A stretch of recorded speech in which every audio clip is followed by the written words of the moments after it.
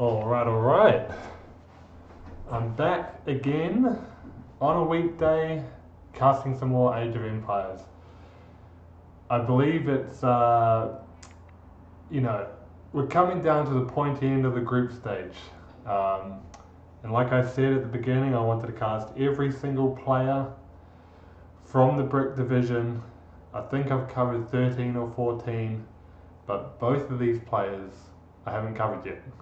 So I was like, I have to cast this game just because it gets that number up. But actually, at the same time, this is a huge match because it has huge playoff implications for the group stage. We've got, this is for Division C, Group C in the Brick Division. And we've got Arnulf up top. He's unassailable, nobody's going to catch him, he's secured a spot.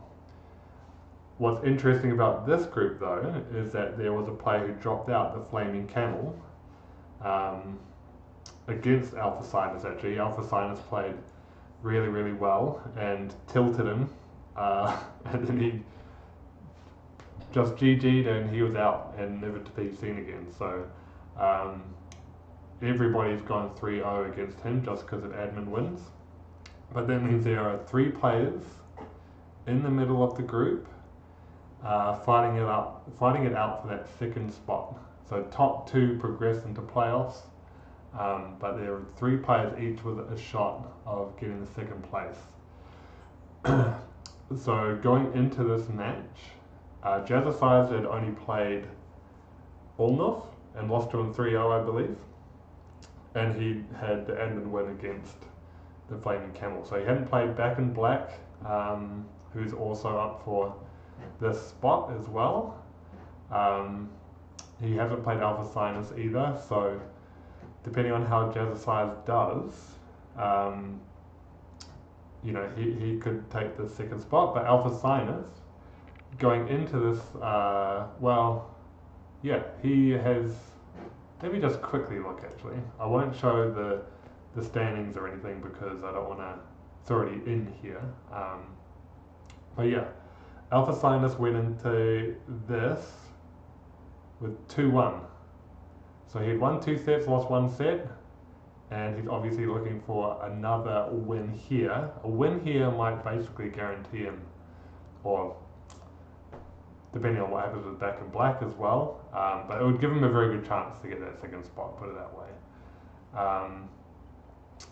So yeah, Back in Black has also played 3 matches, and he's actually got to play Jazzercised as well. So the stakes are high because Jazzercised has to win both of these sets, I feel, or at least win one and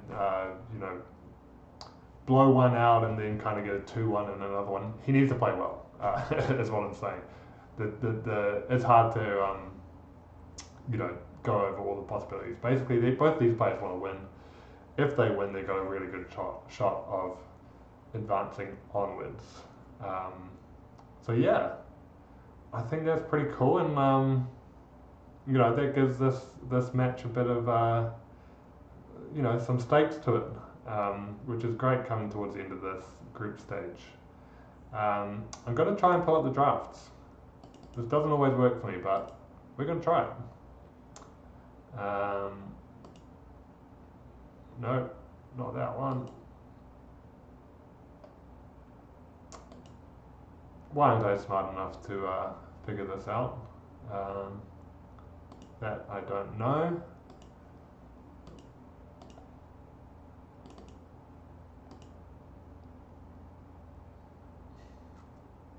You know what? Doesn't matter. As I found, sometimes it's just best to talk through the draft, and that is also fine. So we're just going to talk through it, and I won't go on for too long because, I think we've seen some pretty standard picks here. Alphasinus. Actually, you should start on the mats because the mats really determine what civs are picked. So we've got Rocky Forest for Alphasinus. Very popular map. We see Cross for Jazzercised, For some reason, not a popular map in this tournament, although it is a staple of Ranked. This is a variation of Four Lakes, but it is something players would have a lot of experience on. Maybe not as interesting as new maps like Evacuation or Zong or Rocky Forest, but I think Cross is a really good comfort pick for a lot of players. Just haven't seen it that much, but glad to see it here for a bit of variety.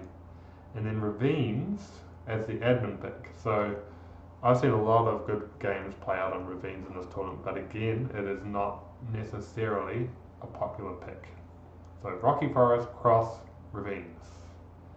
I like that map pool. Should end up to be interesting games. In terms of the picks, I feel like every single draft I'm looking at, I see Italians. This isn't Shoals or Pacific Islands either, so maybe Italians here for Alphasinus, I should say. This is Alphasinus' pick. Italians, they could be good on Four Lakes or Cross, definitely. So we might see that there. But Lithuanians obviously very good on Four Lakes as well. Actually, all of these cids, apart from Jazzercised, are good. So Italians, Lithuanians, Byzantines, Persians, all great on Four Lakes. So we've got a lot of options there.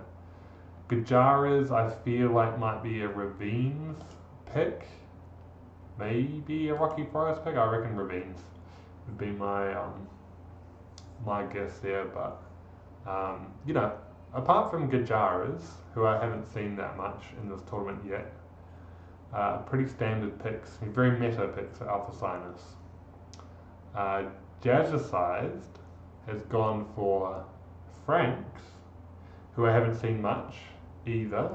Actually, I haven't seen them at all, just in the games that I've casted.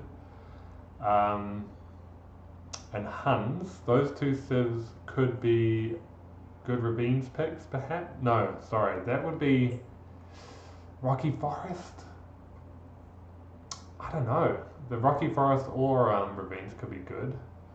Romans, they're pretty good standard civ with their very flexible bonus. They can be played almost anywhere, I feel. Hindustanis, I think, is one of those safe picks when you want something to fall back on. If you really needed to do a counter play, really good against Lithuanians, Persians, kind of thing. If you're expecting those, you might take Hindustanis. And then Vikings, haven't seen that at all either. Just not in the meta, I think. So I think Jazzercised picks here are quite different, whereas Alphasinus has gone for really meta picks. Seen a lot of these civs, so a bit of a contrasting style with the drafts there. Back in Black says hello. Hi, Back in Black. I'm sure you'll be watching this. Yes, I know we don't see the drafts. I felt as though I'd just read them out because I am technologically inept.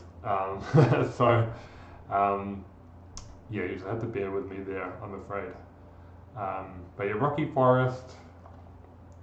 I'll just do a quick recap. Rocky Forest, Cross, Ravines are the maps. Alphasinus gone for a super meta picks, Italians, Lithuanians, Byzantines, Persians, and Jazzercised, which is a bit of an off meta pick, but that's really the only one. And Jazzercised gone for Franks, Huns, Romans, Hindustanis, and Vikings. So not necessarily meta picks. Apart from Hindustanis are pretty meta, but perhaps some unexpected civs in the mix there. Alright, let's get into the game.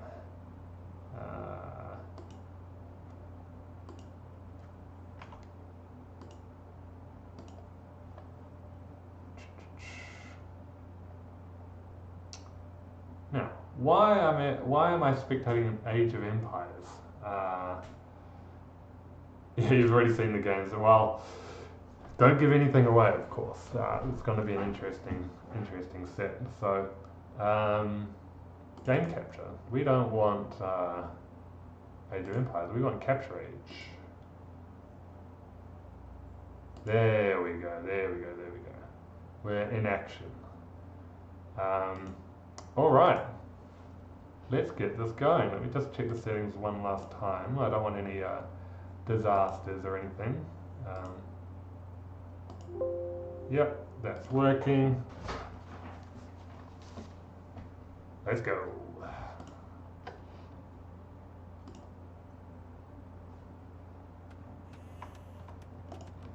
Alright, so just off the bat, these are very close bases, I feel. That's very short gap in between each of these. So we might not be seeing as much of a booming kind of game as we usually do. As I might just turn the sound up as well. Yeah, might not see quite as much of a boom. Because I feel like there's some aggression to be played with here. And it also means that there is a large swath of land of resources. I feel like expansion into this gap to the right here might be pretty critical.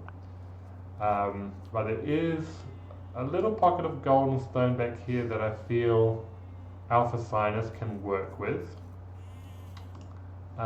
Same here with Jazzercised, but I don't know if that's going to sustain you for all of that long. I think expanding out to the side here is going to be pretty crucial in the long run at least. Now, the civs. Persians, I think that's a good civ pick. Again, very meta. You can get the villager advantage with their bonus. Yeah, no surprises here from Alphasinus. Jazzercised though, it's gone for Vikings. Now, I know the eco bonus is wheelbarrow and handcart, and that works out quite nicely for them. They obviously, I expected them more on a map like Shoals, which I just haven't seen at all. I've just seen Italians over and over and over again on that map. I haven't seen Vikings at all on any map. So I'm just trying to comprehend here the rationale. Known as an infantry civ as well, I feel like this, they don't have a good stable, I believe. If we look at their tech tree, they get Cavalier. They don't get heavy cav archer either.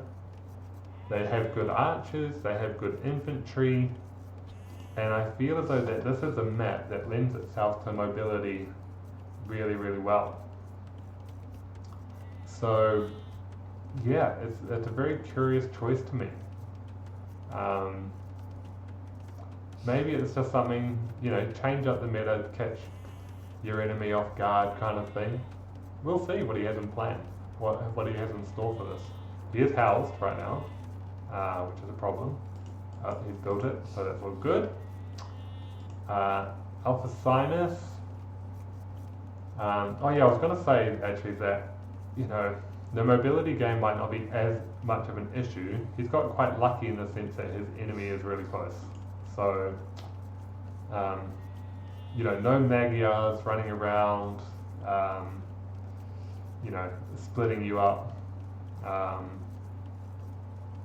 Yeah, they're just close. This is like the closest I've ever seen them. But yeah, critical to this map is your ability to take advantage of the economy given to you, which is all of these deer, all of these sheep. You've got 2 loads of berries. There's really no need for anybody to go on farms for a long, long time. What you kind of need to worry about in the early game, at least, is defending your wood lines, because they're a little bit away from your base. But we're seeing both players do quite well with herding these, but do see a lot of dead animals, and we don't see any sheep left. It's all going to be goats. A lot of dead animals, a lot of dead animals. A lot of dead animals on both sides, though. It's incredibly hard to manage. I find it very hard to manage, at least. But we've got a barracks coming out here for Alphasinus. So he, if I remember correctly with Alphasinus, he'll build a production building as soon as he hits feudal. He's really good at that. He really tried to optimize those feudal timings.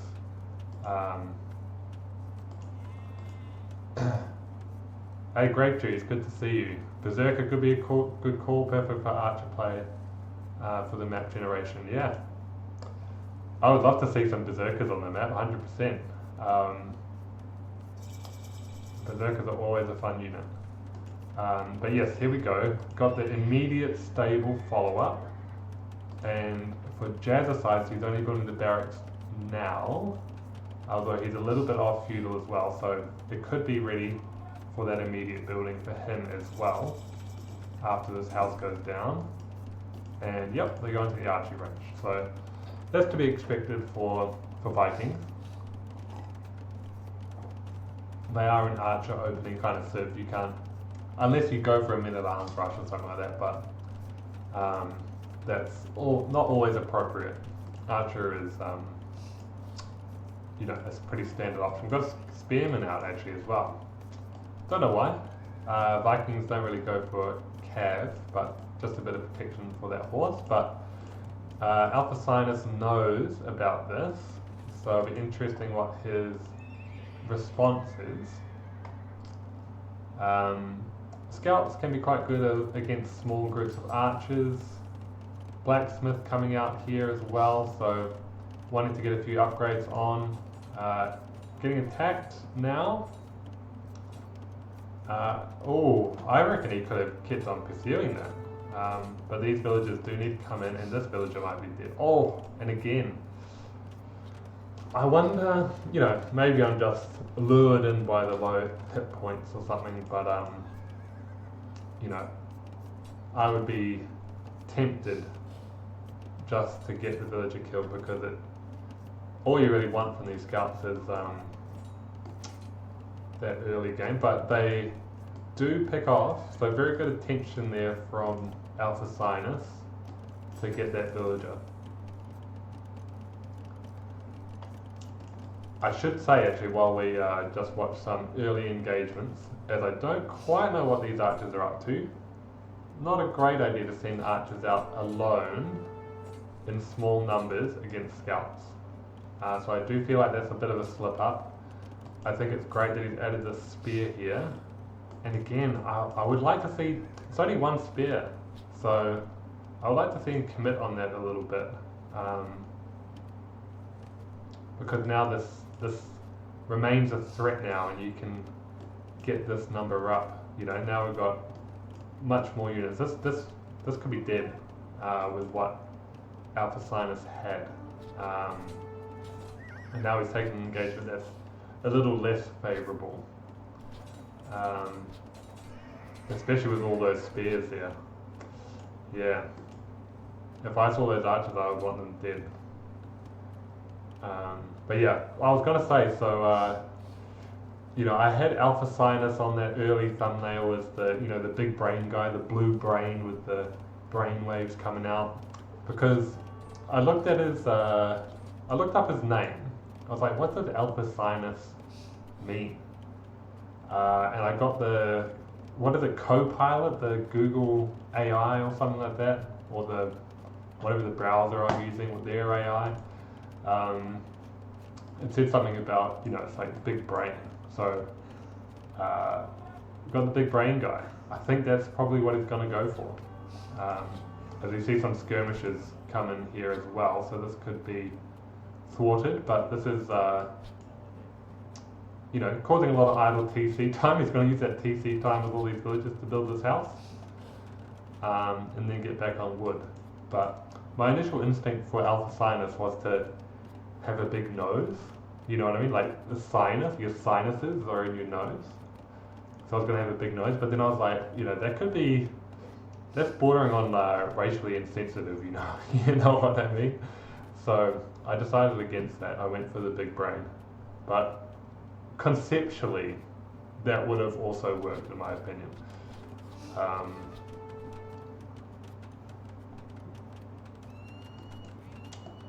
So Jazzercised is, he's going to hang around still, but he doesn't want to get trapped and for his army to get cleared up. So I think he could plant himself here to get Alphasinus off gold.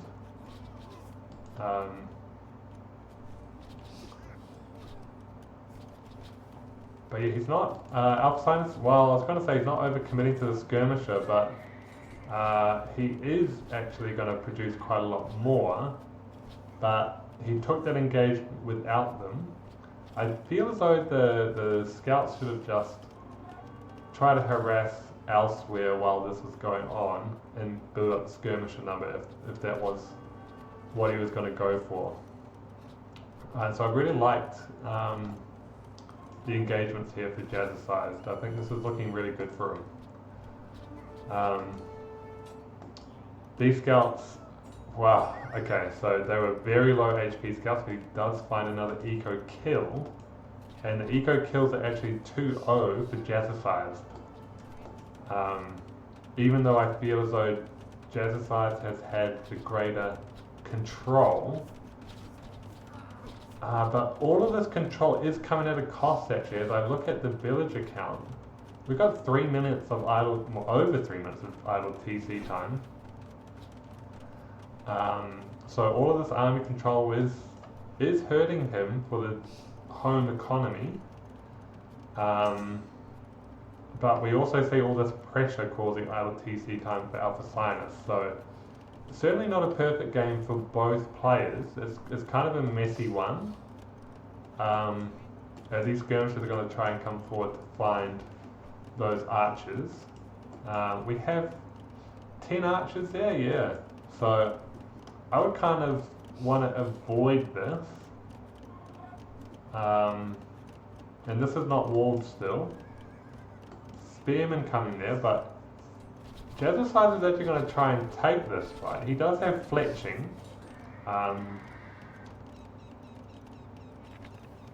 Yeah, but we see running away here from Alphasinus. I feel like you can take... You got 5 skirmishers here, especially with fletching as well. I know it might not necessarily be a resounding victory, but I feel like if you can take down archer numbers and kind of whittle them down, keep the number low, I think you're winning, because again, skirmishers are only food and wood. Jazzercised had to spend a lot of gold for these, as we see this blocked off now. Going for a stable of his own, and he is nearly fully walled as well. So this has been a really good early game, I feel, for both players. Like I said, a bit messy, but quite entertaining. Yeah, and these skirmishers should be dominating this. He shouldn't be so timid with this, I feel. But yes, Jazzercised. That's like a gift from the gods with the thumbnails, because it's a saxophone player, you know? Like, put a little jazz hat on him with the saxophone, it's just gold. So, really loving these, both of these names. It's going to be great for the thumbnail. I might put it up again a little bit later, because I just have a lot of fun doing that. But we see deleted house, as I feel as though he was trying to escape. And again, Alphasinus not pushing the action there, as he should have, but Jazzercised is trying to retreat through that gap, even though he didn't know that both of those trees were chopped. So I think I'm seeing this is a little bit too timid from Alphasinus, especially as we go into crossbow now. We don't see... as those goat are killed for some reason as well. We don't see elite skirmisher come in yet either.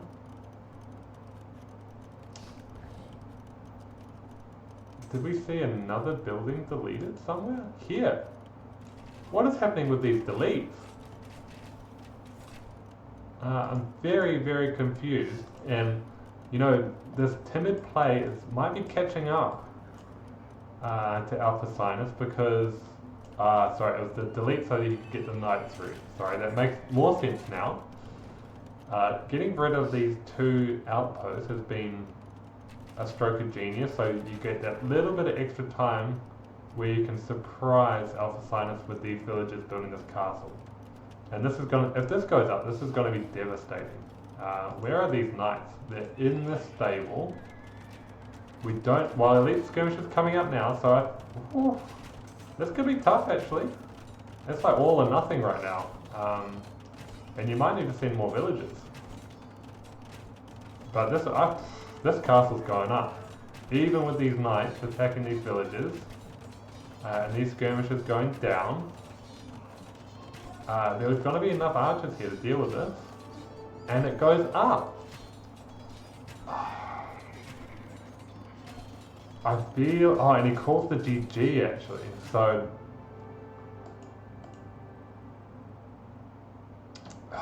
let me think about this actually. We've got 38 villages for Jazzercised, 52 for Alphasinus, a castle is planted on your face. I guess he doesn't necessarily know what the economy looks like at home for Jazzercised, but it's not great. It's really not great. It really isn't. I feel as though in that moment you've got to have a it's so hard to say, guys, because it's competition settings. There's a lot of pressure. If you see a card, it's very discouraging, right? Like, I can understand the GG call, 100%. But to go all out, I think you need to move this economy, and I think you're still in this game. I really do. I think you're still in this game. Especially if you can sneak out, right? If, you know, at least play it out the next couple of minutes to see what you're able to achieve while this castle's here. If you are able to transition to something else. A lot of investment in farms, they're all going to be useless now. Looking at the resources for Alphasinus, they're not massive, they're not great stockpiles, but yeah, here 2k more res collected than Jazzercised as well. I think the key point is that these skirmishers didn't take this favourable engagement here, where he could have got those archer numbers down, and that would have stopped this possibility from happening. So, do we have to give it to Jazzercised though? He went for the aggressive play, he committed to it. It didn't matter that he was behind in villages because he got the castle down. So, fair play, and a quick game on Ravines. I feel as though I don't see a lot of quick games on Ravines. Grapejuice saying, wheelbarrow coming in clutch for the fast villagers coming in. Yeah, look at the idle time, says Back in Black. Yeah, it was a lot for Jazzercised, definitely. He was sacrificing a lot on economy for army control, but it really worked out for him. So, yeah. Back in Black says the castle's denying only gold and farms. Yeah, make a TC to the side. I agree. And Back in Black says, you know, I said, you know, get the skirmisher upgrade for sure because of all those archers, but Black and Black also makes a great point. He took Bodkin for skirms, which seems extreme, especially privileged Bodkin over elite skirm. And he has a attack bonus against archers, which is true. I forget that about Persians. The Cav have an attack bonus against archers, so yeah, he had other options other than skirms as well. So yeah, just thought I'd before we get into the next match, I'll just put, you know, I have to put this thumbnail up because I think it's too good not to put up as I get the next game going. Um, so what is next? Actually, it isn't clear for me what the next game is. Jazzercised 1, so it's not his map, it's Rocky Forest.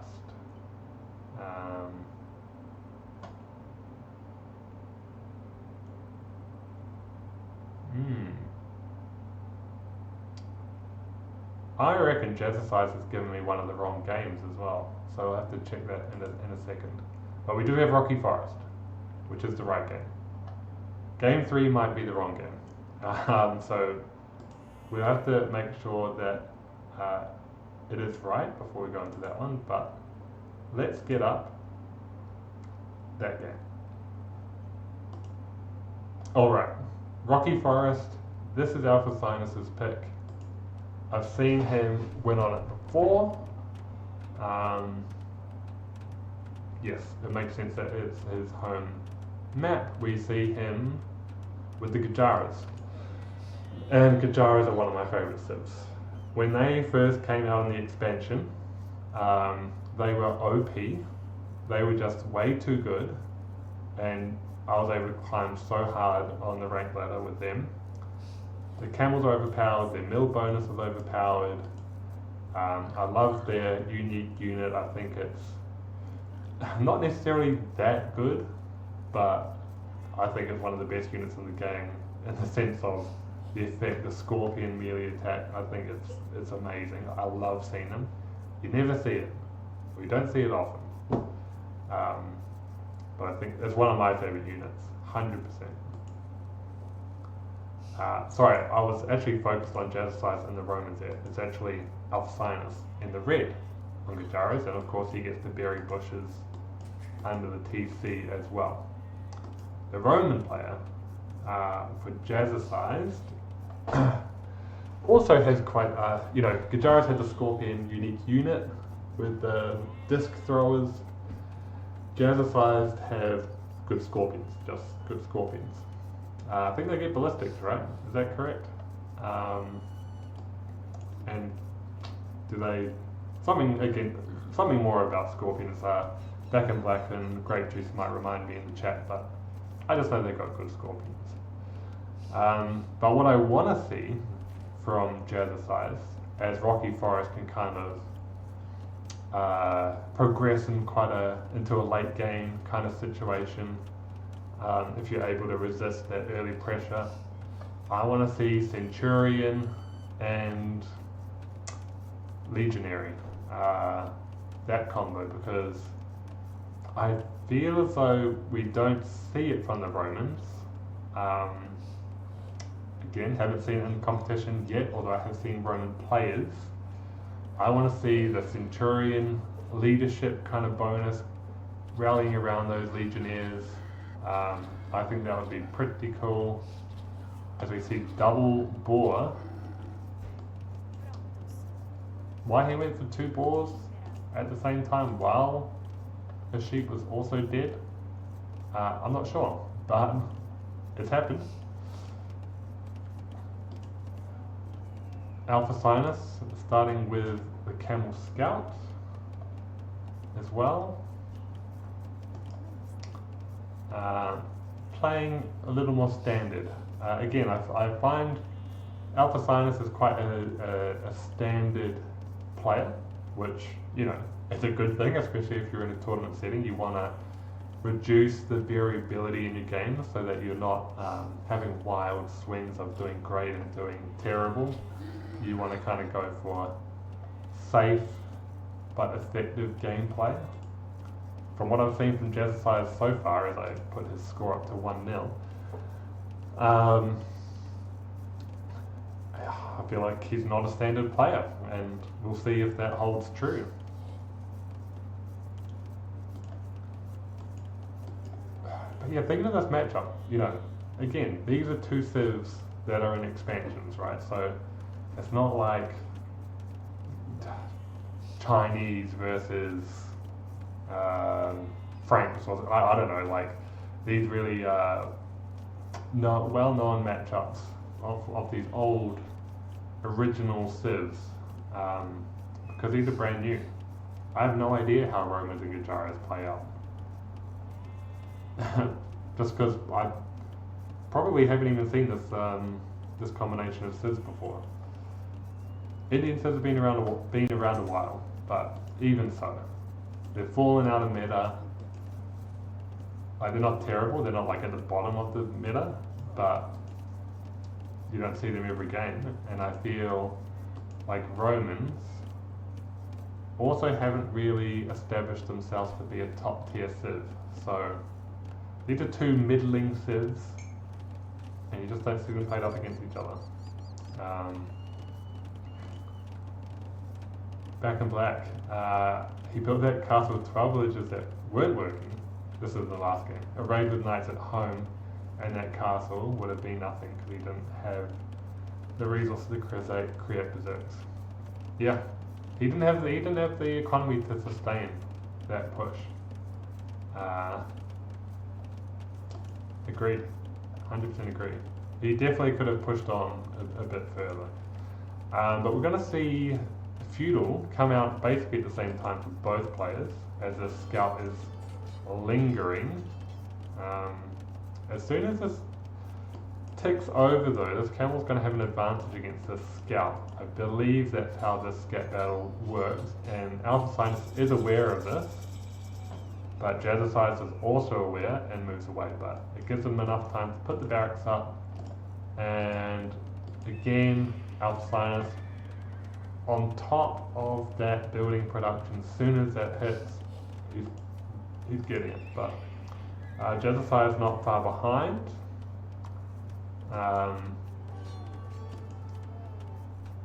Can two villagers fend off a camel scout? I would assume so. Just been annoying there for Jazzercised. Spearman comes out. I think it's a good play. We're going to see Cav. So Cav on Rocky Forest, I think is a good start. But we've seen a range of different openings actually. Like I said, I've seen Britons on this map. I think Pelican played Britons. Haven't seen Britons in a long time, a really long time. And then to see them was like, oh wow, Britons still exist, and he won the game. So I've seen men at arm rushes on this map, and I've seen them work. I've seen it twice, and I've seen it work twice. So I feel like the range of strategies you can take on this map is pretty big. I don't think it's like Ravines, although we've just seen Vikings on Ravines. It's not like Ravines where you want to go make like Magyars or something that goes really good into scouts. I think you want to pick that every single game. Same with Acropolis, right? You want Cav or Cav Archer Civ. Ravines is, Rocky Forest is not like that in my opinion. We also don't see, like classic closed map civs like Turks or Bengalis or Burgundians, because it's not that closed, right? Like it's kind of closed, but really because of the closed in the sense that you've kind of got these wood lines as protection. You have to go all the way around the outside if you wanted to do that, but if I don't really quite know how to conceptualize this map yet, but it's not a closed map, it's not an open map, so you're not going to get either of those civs. You're not going to get Turks. I say that, but Turks could actually be good with their light cav. I don't know. You're going to see much more variety here, I believe. Interesting though, the walling strategies that people take, and this is a new one. I never even thought to do this before. Wall from the gap all the way down. Now this side is completely closed. This engagement is going to be taken, but it's going to be pushed back because of these spears. But I have not seen this. You can't, there's still a gap there, and you can never close that unless you did it the whole way, but then you have no wood line. So it's kept it open for the wood line there, and there's going to be a gap here. So, yeah, it's been taken off that gold. These spears need to come over if he wants to get back onto that gold.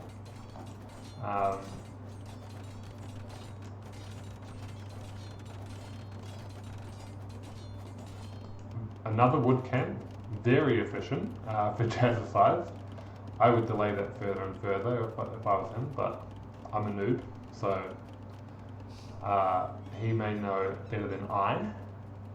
Again, I can't get over this wall. This wall is crazy. This wall's crazy, guys.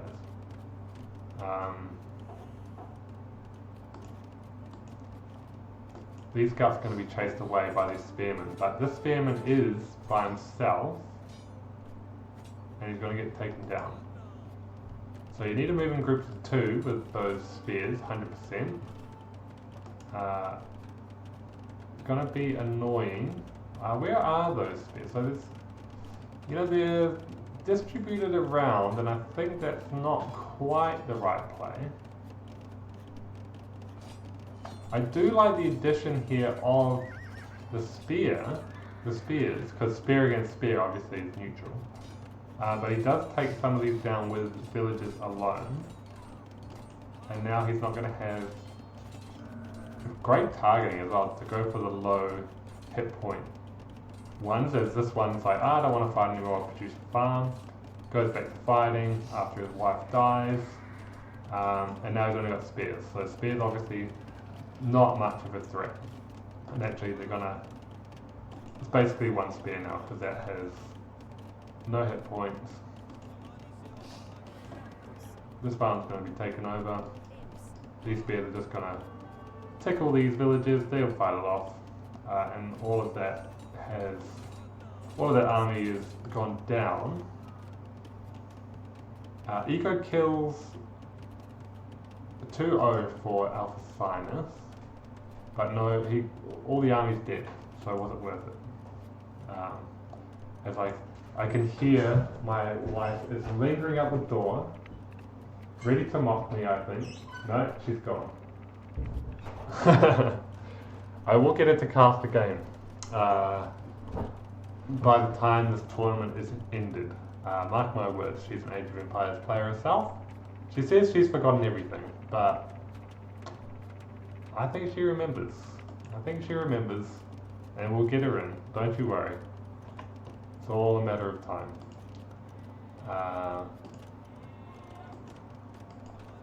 Another spearman coming in. Maybe just scouting with a spear. More long walls. Maybe it's going to be the same strategy here for Jazzercised. But he's left this back all open. And to be honest, I like it. Like, I really haven't seen many round the back plays on this map. At least not in the early game like currently, as we head into castle. I just don't think walling this early and this aggressively, as most players opt to go for this 3 TC strategy as well, I just feel like this is a waste of resources. Yeah, it's just a little bit too preemptive, in my opinion. But we've got the Siege Workshop coming in for Jazzercised, which I love, for Romans, of course. As that Spearman will see TC, so it does give good information that, okay, he's not going to go for a 1 TC push or something like that. And, you know, actually, we see Jazzercised behind a little bit in villages. He did get a few villages picked off. And actually, Jazzercised has 3 deaths for Eco, but Alphasinus only has 2 kills, so something happened there with a boar or something.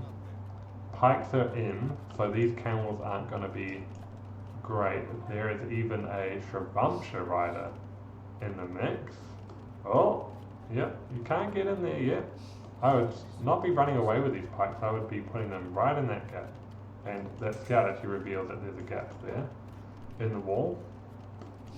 But Jazzercised is going to catch up in villages as he has 3 TCs. Alphasinus has 1 TC, he's also in castle, so I wonder what the thought is here. He's producing a lot of military and he's producing a lot of Shravamsha riders. I haven't seen any, I just haven't seen any archers to justify the Shravamsha rider. And these camels should have never even been let in, if I'm being honest. They came around there, I get it. But if you put some pikes there, your base is basically impenetrable.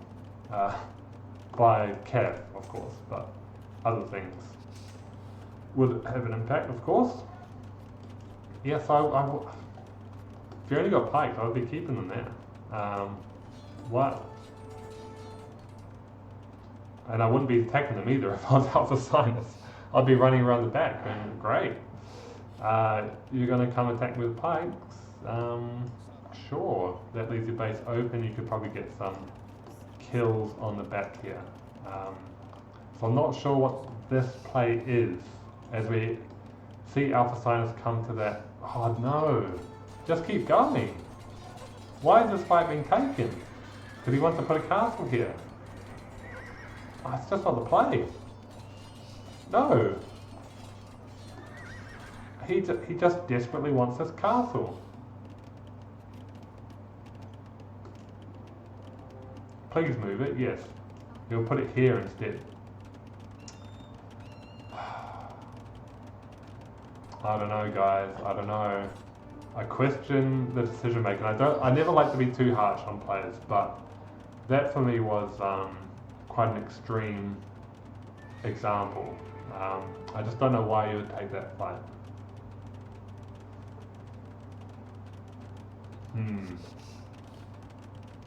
Now remember, guys, Jazzercised coming into this was 0.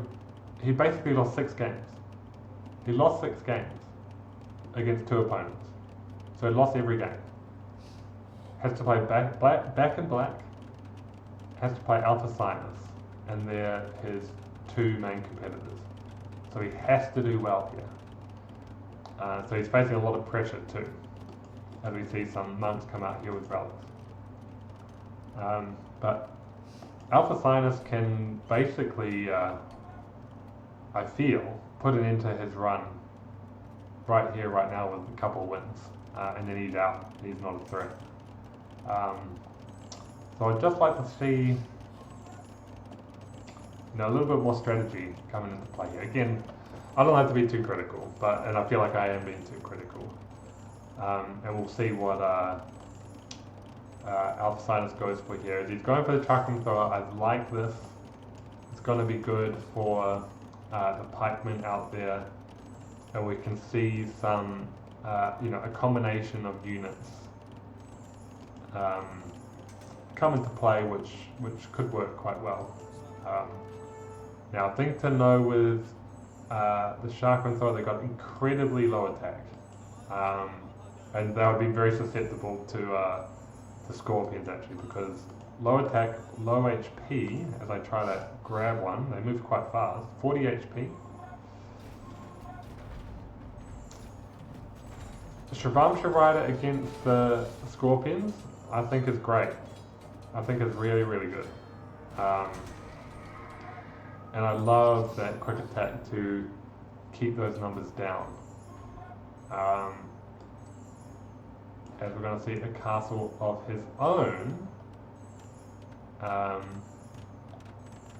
So this could go into a bit of a castle war.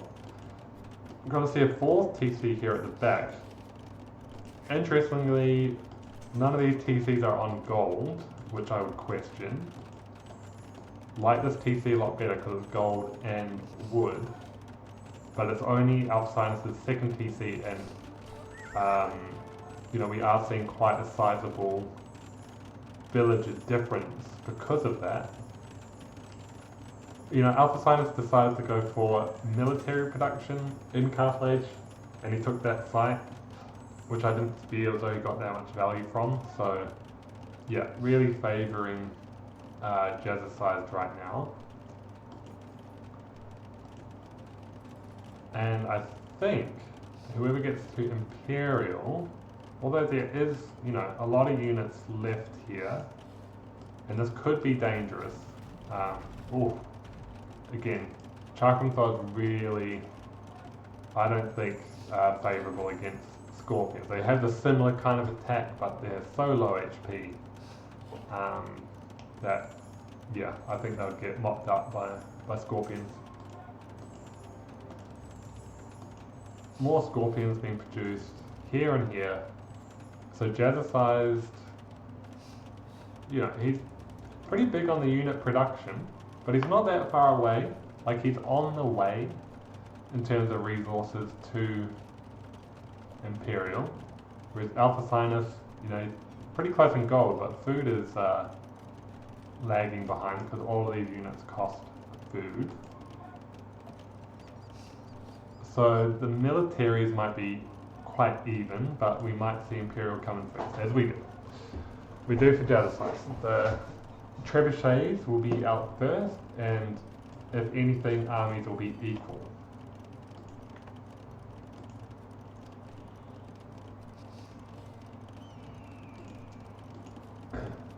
Very interesting. Especially we've got more on stone for Jazzercised, so we should see a second castle here as well. Which will be very favourable for a castle or treb war.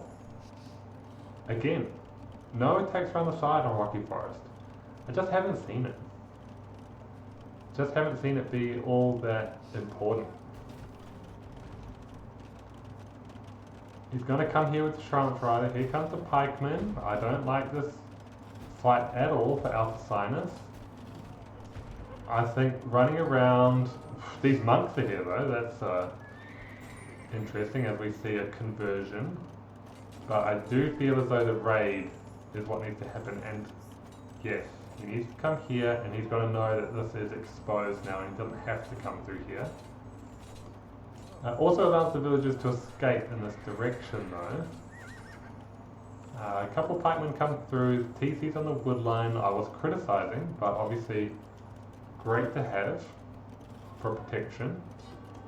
Disruption Riders shouldn't be worried about it though, because of their special ability. They're not as susceptible to arrow fire.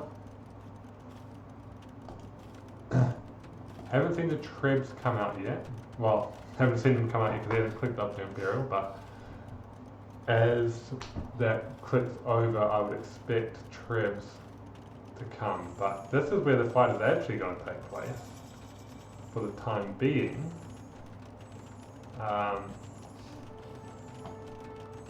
And there are perhaps enough Shrivampshas to defend against this. I wouldn't be going for this if I was Jazzercised, and I wouldn't be going for any castle that close because yeah, that's close. Trebuchets are coming up. If he gets this up, this isn't garrisoned. All the attention is here because of the military, but he can retreat to this hastily built castle. Wow, that was gutsy. Gonna see barracks come in.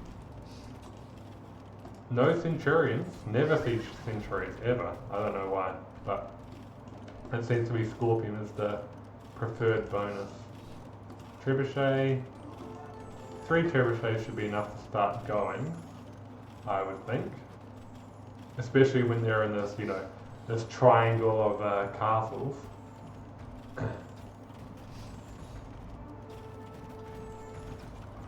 And actually,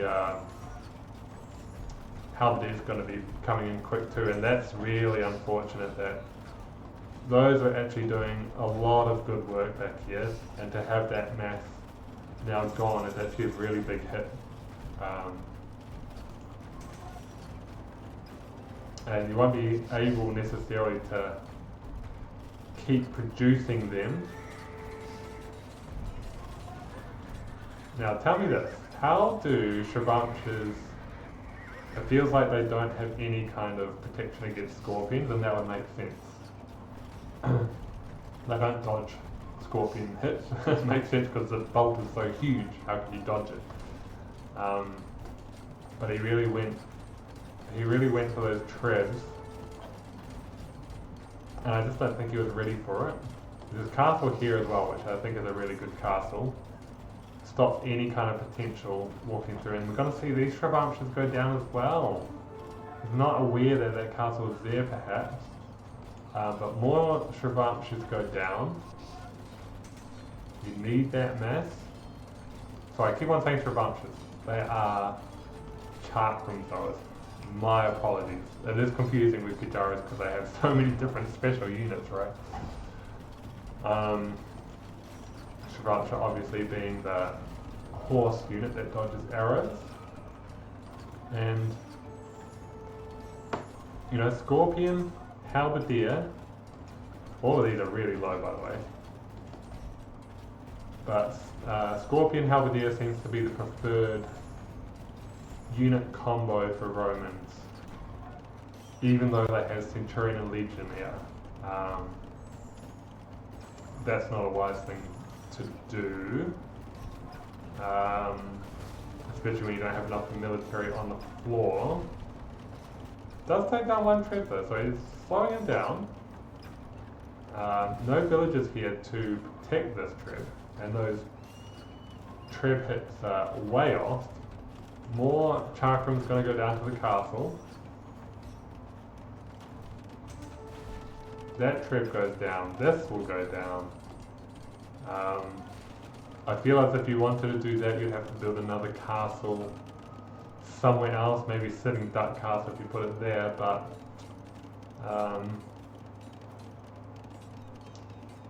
I do like the fight onwards here for Alphasinus, rather than a quicker GG. But obviously Alphasinus, Jazzercised being in a controlling position right now. Are these militia? We have militia. we have chainmail militia conducting a raid in Imperial.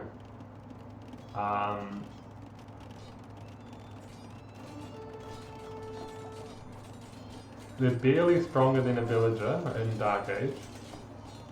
And these guys picked up 5 kills, 6 kills. They might pick up, oh no, they're going to be taken down. But those 4 militia, those 4 militia killed 6 villagers. We're going to see resounding control as 2 castles simultaneously go up now. We see light cav, plate barding, onager.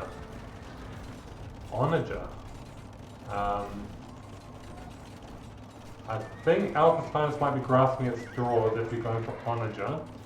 Although, no, actually, my apologies, really good against scorpions.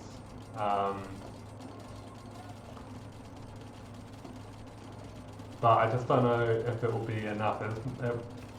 It wouldn't be my choice necessarily. Do Gajaras get bombard cannons? That would be...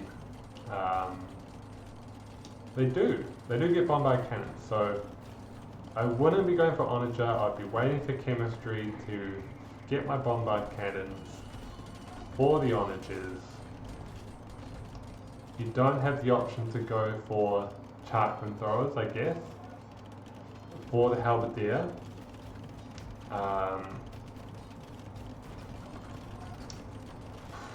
What is their archery range like? Not great. Only crossbow, and the infantry also not that great either.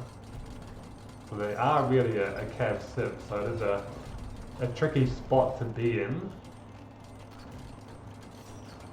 So he is opting for the camel. Understandable. Getting 3 halberdier kills with the onagers.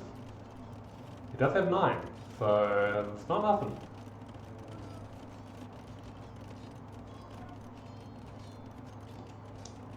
But what are the resources like? 35 on gold, 37 on gold for Alphasinus. But I'm only seeing two gold pits, and those are going to run out fairly soon. There's no gold to speak of on this side. And I'm not seeing much gold over there either, so the middle is going to be important if this game drags on longer. Yeah, that gold is gone.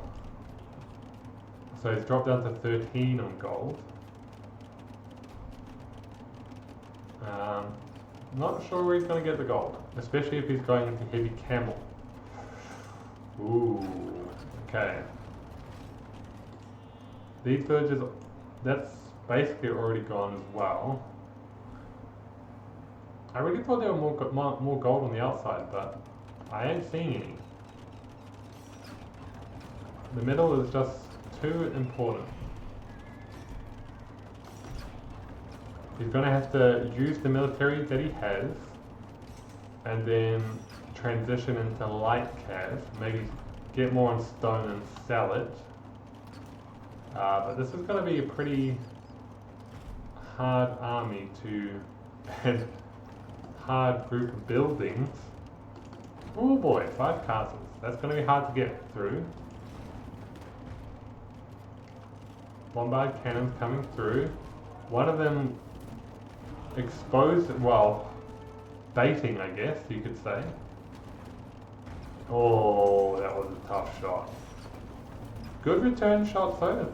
Onagers, I never thought I'd see onagers quite like this.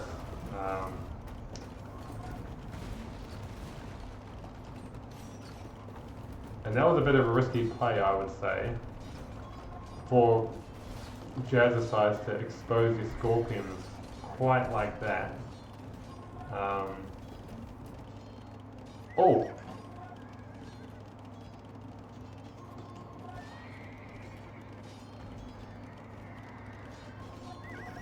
That was quite a good engagement for Alphasinus, I thought. You don't want to attack your own things though. We have villages in repair. Going for light cav. I like this addition. Obviously camels on the floor counter that.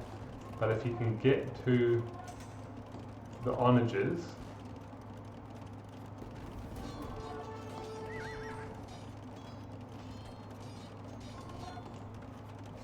so he successfully stalled out this game here. This is all exposed still though. If you could raid around the side, which we might be seeing, take the attention off here against slow onagers,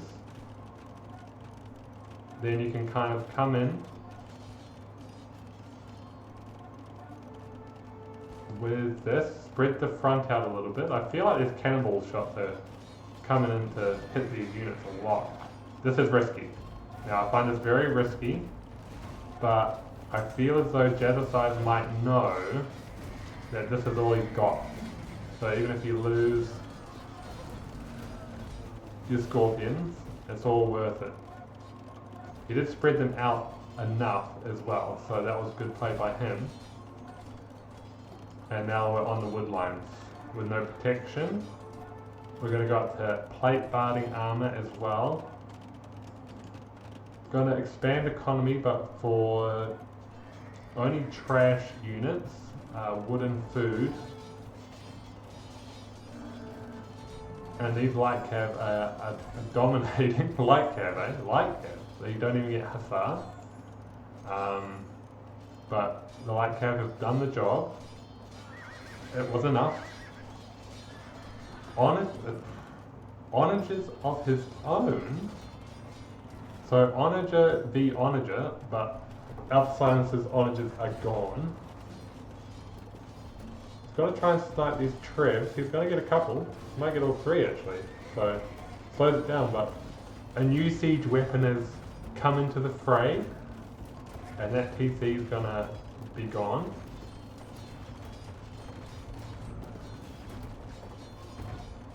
That's a problem. That's a huge problem. And actually look at the res collected difference now as well. That's huge. That is huge.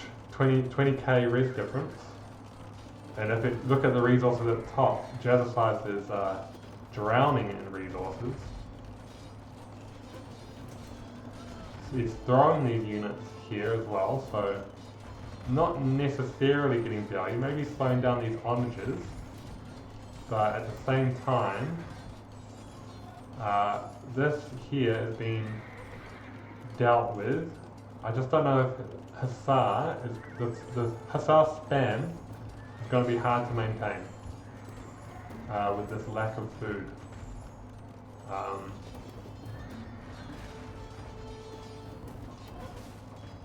Eventually, you're just going to be able to run under these TCs as there's going to be no units left.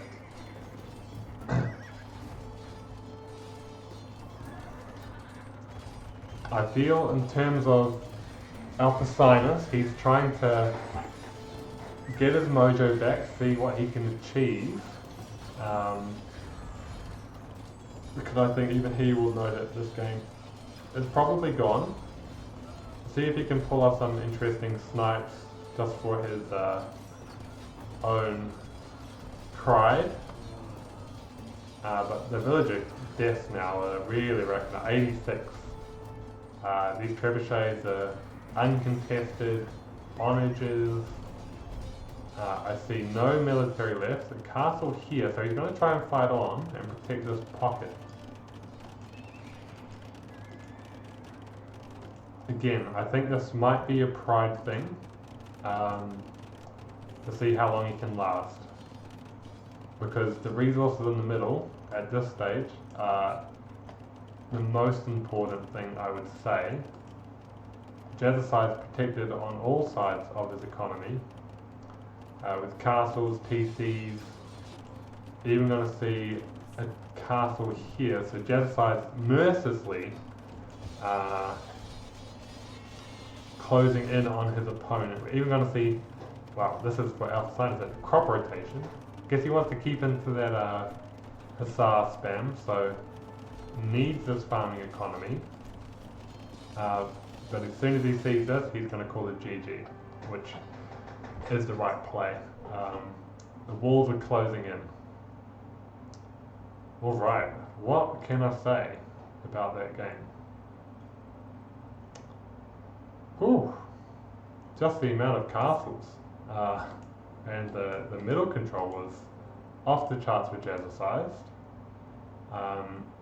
Oh yeah, as I remember now, it all hinged upon that engagement with Shravamsha riders against pikemen, because he was desperate to get a castle of his own in the middle. I think if you know that there's pikemen there and you've got cavalry, you know, you sneak a castle back here so that his pikemen can't contest it. They're pikemen, they're not going to be able to contest it, but just a bit more defensive. Don't lose all your units. If you see the pikemen as well, run down the side, get some villager kills, lure the pikemen back, then you can perhaps build your castle there. So I think that was a strategic error on his play. I did like his comeback with the Charkham throwers, and they were quite effective for a time, but they kept on getting lured under the castles, and their low HP meant that those numbers were whittled down quite often. So just those two things, I think, held Alphasinus back.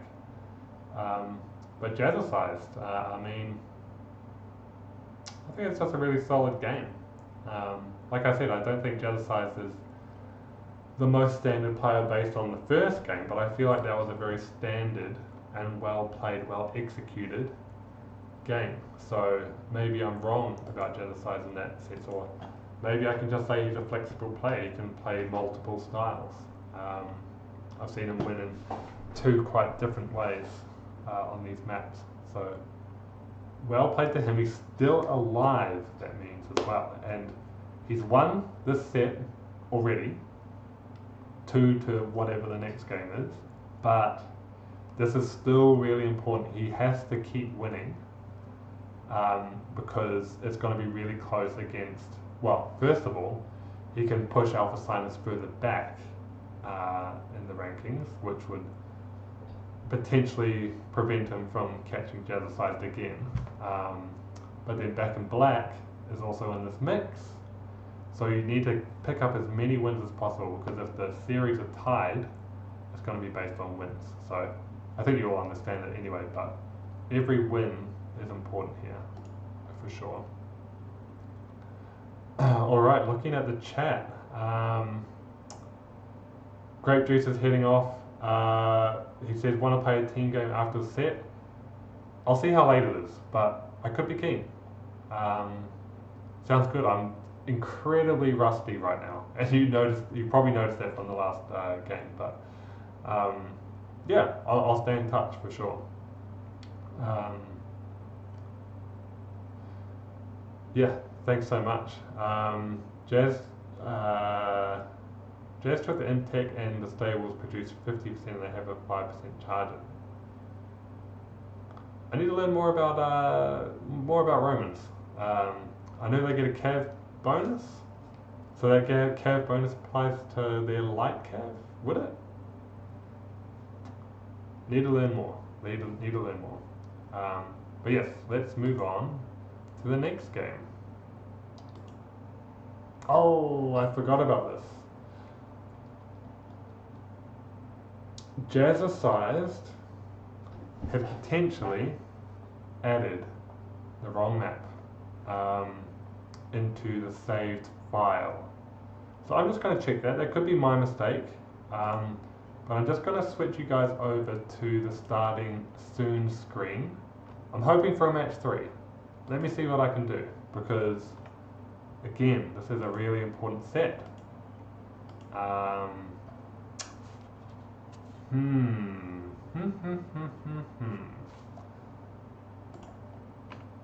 Is this gonna work?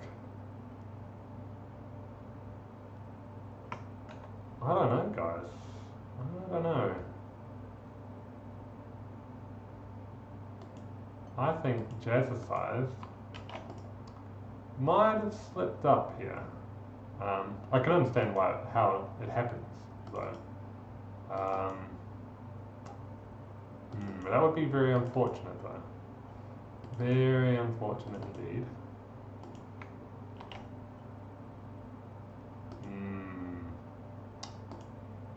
Guys, I'll tell you what's happened.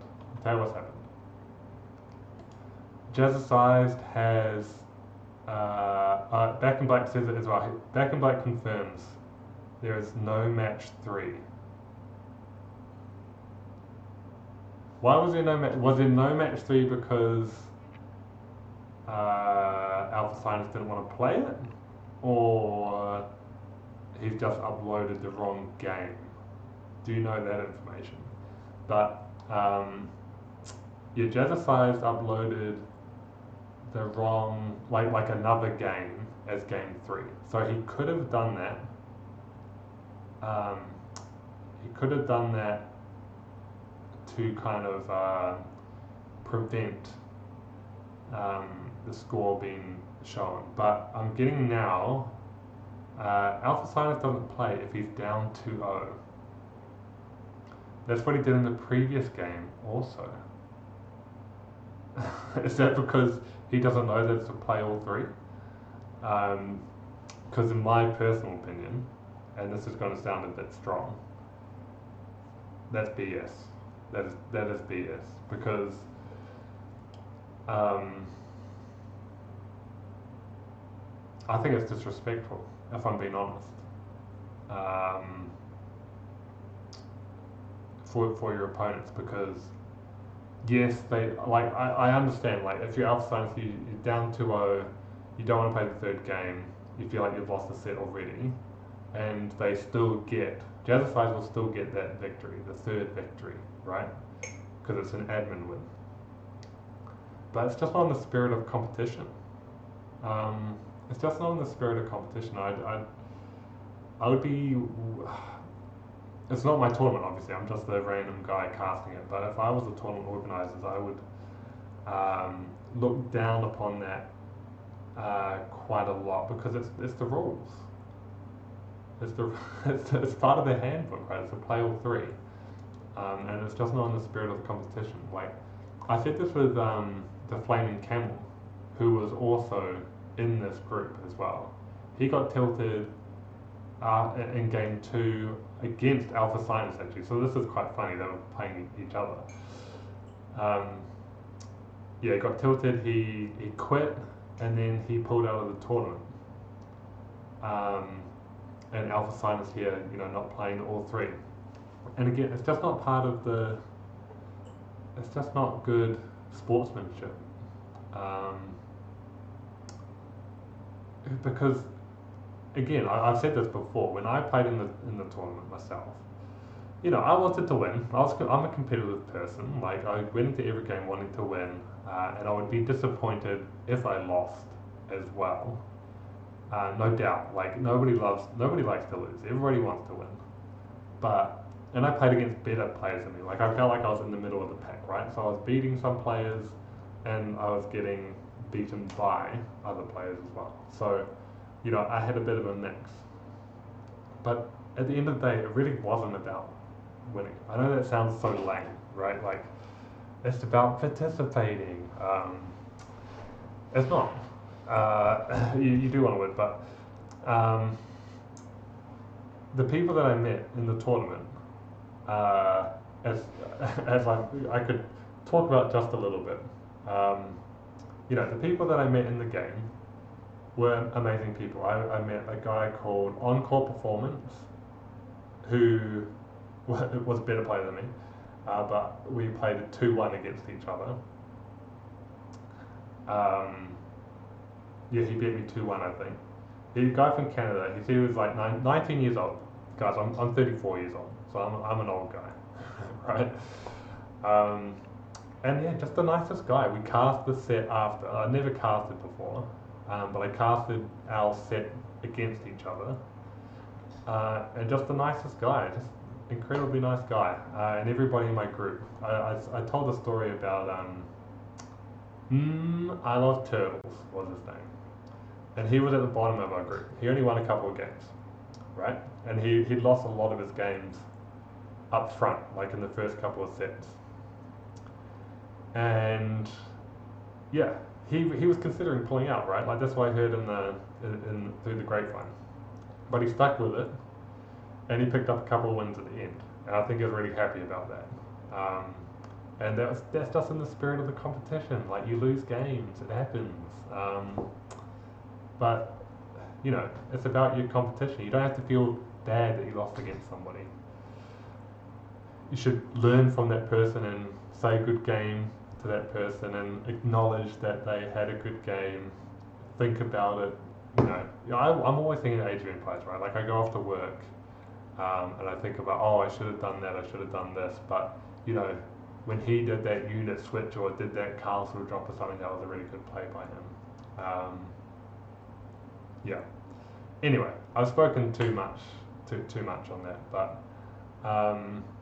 Back in Black says there are only 2 games finished in 2-1, and both of them are mine. So says Back in Black. Actually, just another point that I want to bring up as well. So like I said, Alphasinus, Jazzercised, Back in Black, they're all in this competition for 2nd place, right? This actually affects placing, right? Like, Alphasinus is, yeah, I got to figure out how to get rid of these bots. Grape juice. Again, I'm a noob at Twitch. I'll figure it out. But yeah, Alphasinus, Jazzercised, Back in Black, they're all going for 2nd place. They're all really close in terms of what I can see in skill level and wins.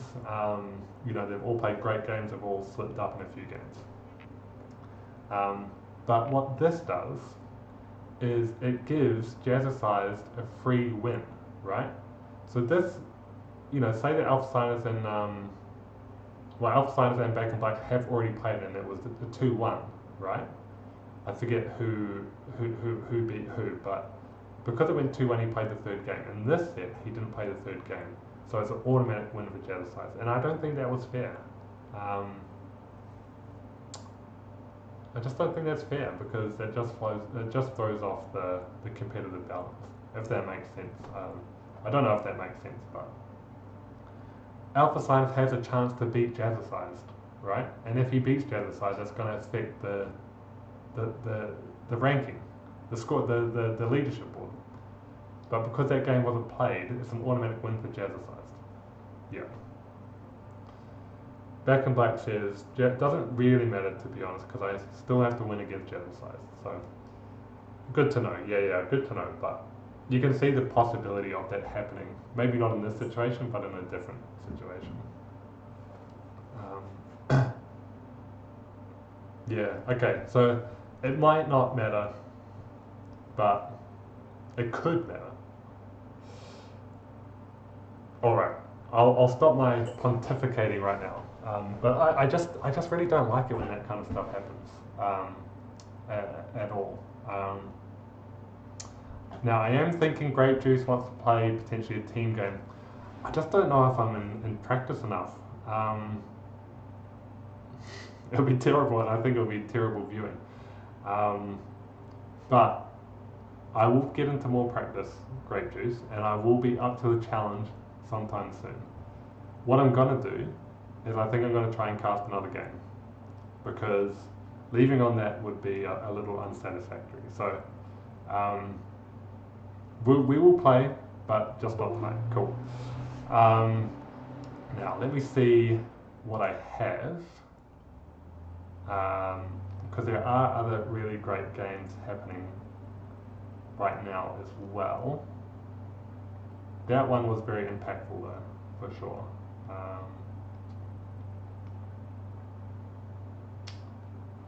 Witty Matty has already played Cheddar.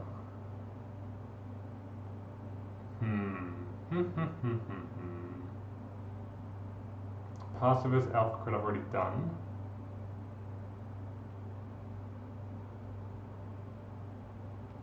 Oh, I know. Sparky. I haven't cast Sparky yet. But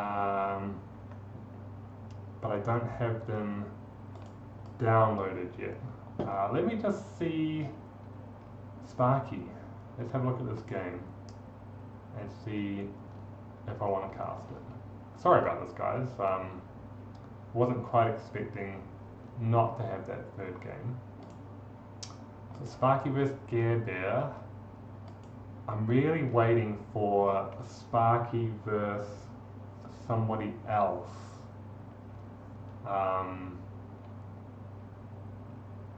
Because I don't necessarily know Sparky vs Gear Bear will be a good set.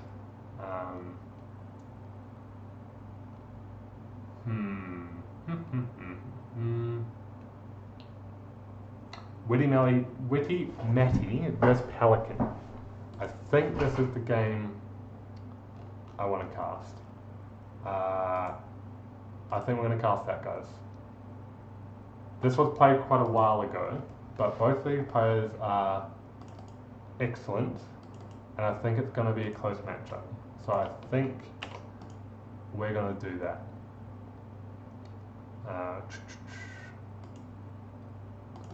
For those casters out there, you know that there is a bit of, got to put it in the save file. You've got to, you got to do a few things. Actually, I've already got it in here, so I don't have to do that. I do need to change this thumbnail. Yeah, so Viking, I have my set against Jazz on Saturday evening. Hope you can cast it. Not live though, because it will not be in a reasonable hour for you, I think. I was going to run that past you actually, Back in Black, if I could do that, because I think that's going to be an excellent game to cast. I'm just going to check in with you to see if you wanted to cast your own game, but if you're cool with me casting it, I would love to cast it. So, yes, I would love to do that. I have to go to a conference on Tuesday, so I'll hope to cast it on the Monday before I go. That's gonna be my that's what I want to do. So hopefully I can manage that. I think I can. Now I've got it in here somewhere. Just gotta find it. Sorry about this. Yes, I've got it right here. I've just got to get the drafts up.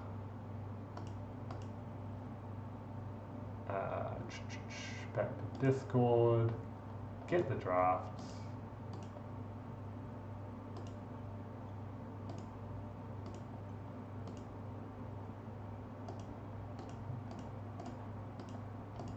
All right. As I've said before, I'm terrible at getting the browser to work, so I'm just going to try it one last time. I'll do my best. Yeah, I'm just terrible at it. Just terrible.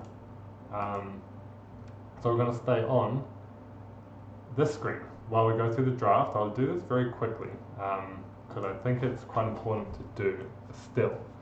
So evacuation, admin pick. Love evacuation, my favourite map on this in this tournament. I feel it's the most interesting map, never seen it before. Love it, love every game that I've seen on it. Always see it on admin as well. Nobody really picks it first. It's always an admin pick, which is interesting. Pelican is going to go for Kilimanjaro. And I feel as though I might have seen him win on that before as well. Can't quite remember. And then Witty Matty on Fortified Clearing. So quite a variety of maps actually. Like a hybrid map, a closed map, and then kind of like this open but central objective kind of map. I like it. It's going to be varied. Pelican. Now, what I'll say about Pelican, he loves his archer civs. I feel like he's playing a meta from about 3 years ago. So it's Mines, Chinese, Vietnamese, all archer civs, right? Great civs though. Just I don't see that much Mines or Vietnamese. Franks and Aztecs as well. I think Vietnamese could be the evacuation civ. I'm not seeing a clear evacuation civ here actually. Vietnamese with some wood. They get the free wood upgrades, I believe. Chinese maybe on fortified clearing. Franks with quicker castles, or like cheaper castles, sorry, on Kilimanjaro if you can get it, and use the mobility of their scouts, maybe. Witty Matty. Yes, I've seen him do Turks before on fortified clearing. He's going to go for it again, I know that. Lithuanians would be great on evacuation, or Berbers. Kilimanjaro, Lithuanians of Kilimanjaro. It could be Lithuanians, Berbers. Kilimanjaro. But he's got Bohemians in there as well, so... He's gonna win. If he goes on Turks, he's very excellent at Turks. So, we'll see that. Guys, this match took... was done 13 days ago. And before I get going, and my apologies for all of the faffing around, but I do need to announce it on the Discord as well. Casting at Witty Matty versus at Pelican.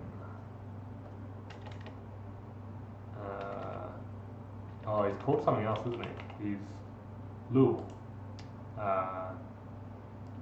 And I'm going to put the thumbnail on. This is all very boring for you guys, but you know I have to do it. You know I have to do it.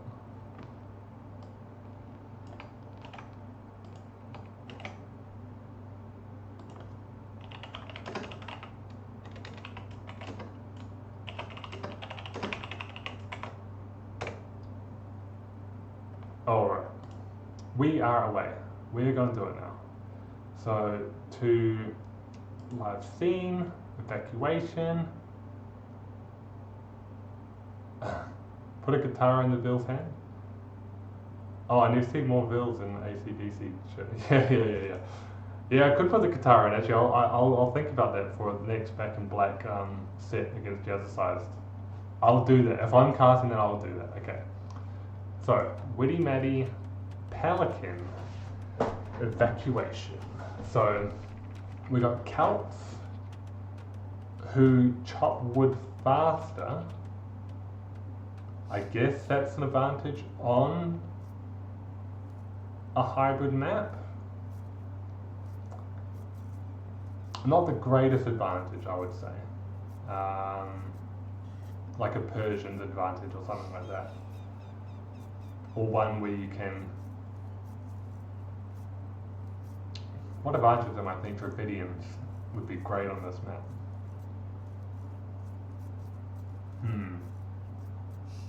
I like it though. Like, I like it when players have picked...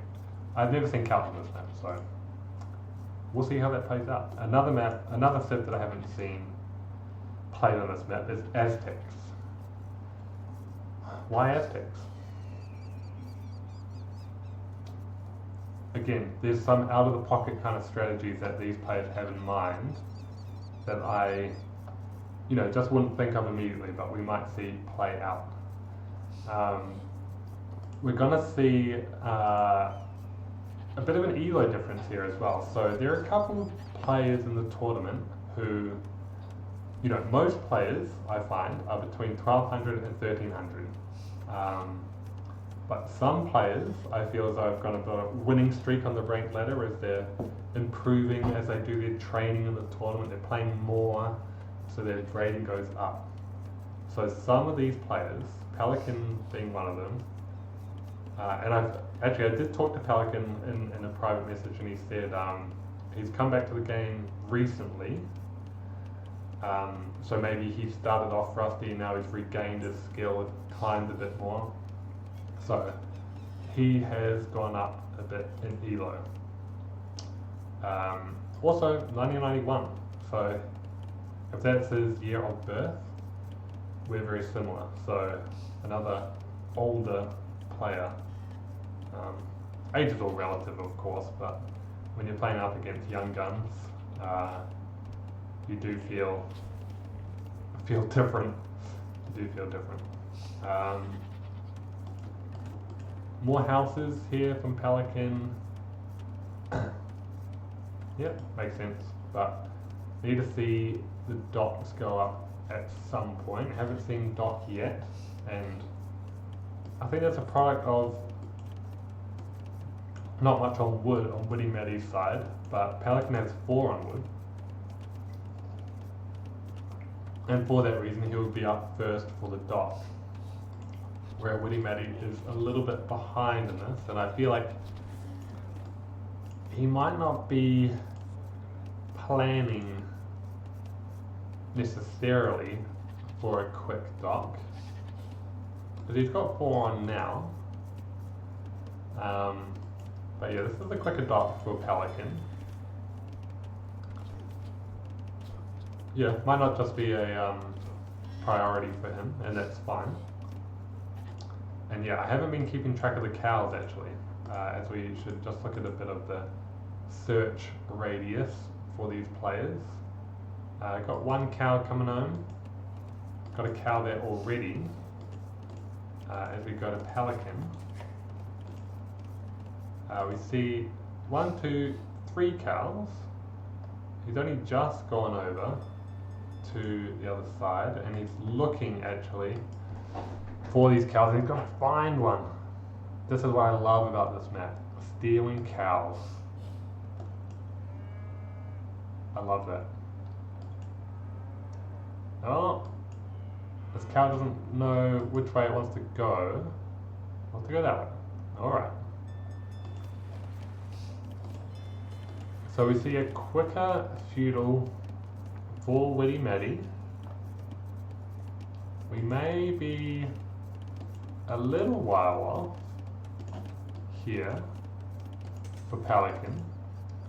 I do find, and actually I think Pelican's falling into a bit of a trap here, in that he's going for shorefish first of all, which is not great, but you do want to put this dock further back. The only fish, deep fish anyway, available to him is here. Whereas if you put your dock back here, you've got a lot of deep fish available to him. When I first played this map, I did the same thing. Actually, I put a dock like here or something, where there's no fish other than shorefish. So if I was him, and again, this game was done 14 days ago, right? So he may have adjusted to these maps now. But yeah, he'll figure that out for sure. But there's going to be a minute difference time in the feudal timing. Got wood here on this side. Again, this may be just a lack of knowledge of this map, but I would have expected, you know, there's a lot of villages on trees that are not going to last that much longer, and he realizes it, and he's going to come over somewhere else, and I would hope, well, no, it's going to be on stragglers. But some of these do need to come over to this other side for long-term wood, especially if you're going to keep up with this fishing production. Not seeing any fire galleys or anything like that at this stage. And there we go, there's the wood camp. So that's good. Got a barracks coming up here.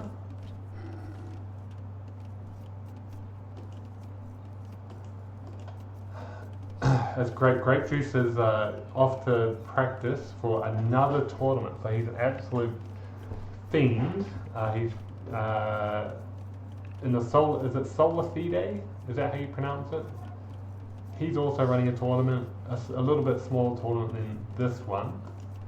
But Grape Juice is off to practice for that. So he is just an absolute gamer, tournament gamer. And we see archers here for Pelican. And what does he see? He does, well, he doesn't know they're there, but you can only expect that they would be there. But it'll be interesting to see what he does with these archers. Again, Pelican is huge. From what I can see, he's a huge archer lover. I've seen every single game that he's played. He's gone for archers. He's picked mines in previous sets, he's picked Britons in previous sets. He wants to get the archers. If you know that ahead of time, you could use that strategically against him. Apologies, Pelican, for saying that.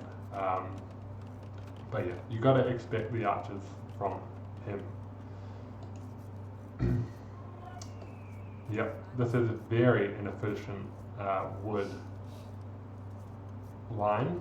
As we're walking this far, and we can actually see that in the work efficiency is quite low. He's going to redistribute them somewhere else. Blacksmith, market. So Witty Matty thinks he can go fast castle here. He doesn't see that much pressure. Well, he does already have an archery range, so he's got one more building than necessary.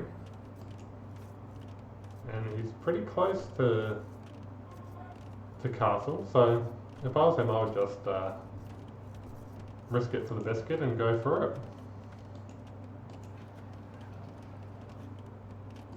Could sell some wood and even get there up right now, I think, with the gold. Only got 2 on gold. That's not going to sustain archers for very long. As soon as this goes out, I'm expecting some wood sold and then up to castle. Wood sold, more wood, castle.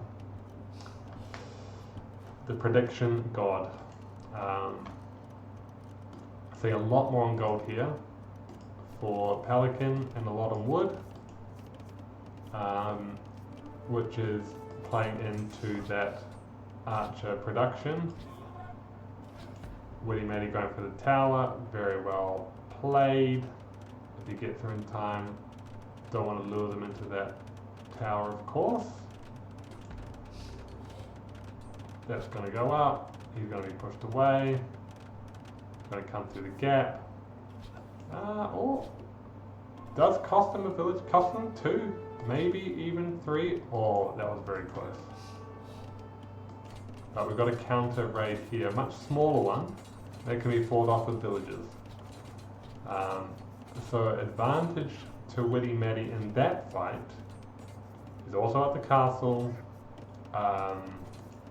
behind on villagers because of that, because you can't produce villagers when you're on the way to castle, of course. Bit of idle time here, skirmishes coming in,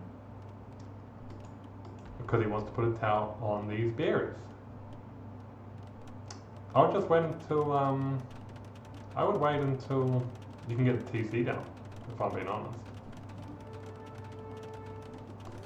He's going to push this. I would advise against that, because you might start losing archers. But he might kill a few villagers, I guess, and maybe that's worth it.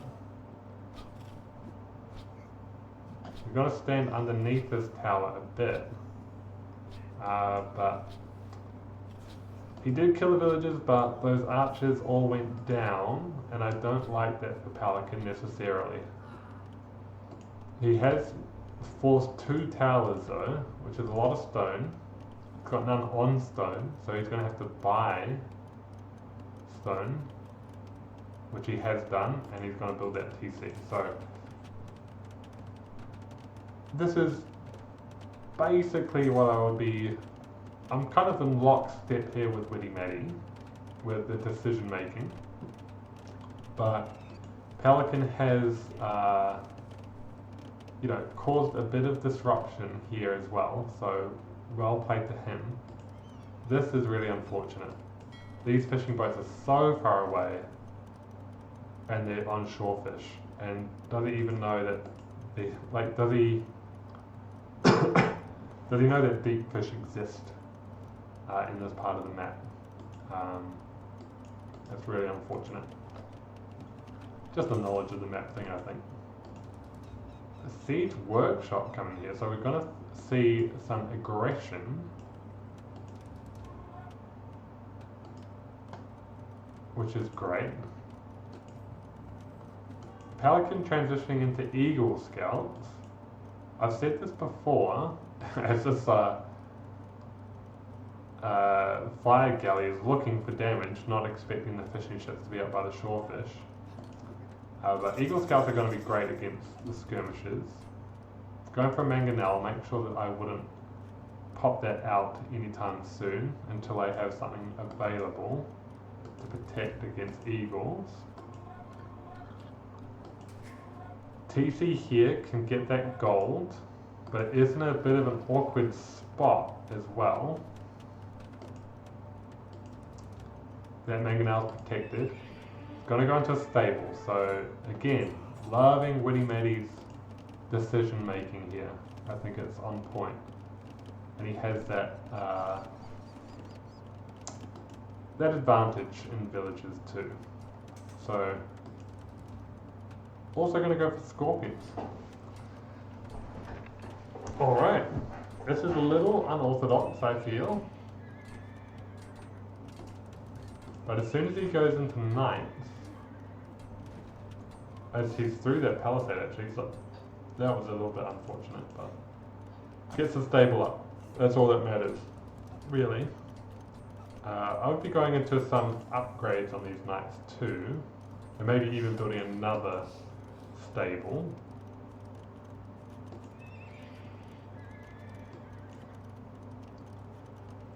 Yeah, but actually, I really don't know, again, much about the mesosibs. Because the Eagle Knights matchup, I just don't know that, because I know Eagles have an advantage, like a bonus against Knights, but does that make them favourable against Knights? I don't think so. But I could be wrong there. I really could be. These fishing ships are going to go down. Eagles are coming in here. And this is what I hate most against mesosibs, is how annoying they can be in your economy. And I think for that very reason, Witty Matty should potentially be thinking about fletching for his towers and for his TCs. Because this is really annoying. But very well played from Pelican. Again, Pelican is such an old school kind of player.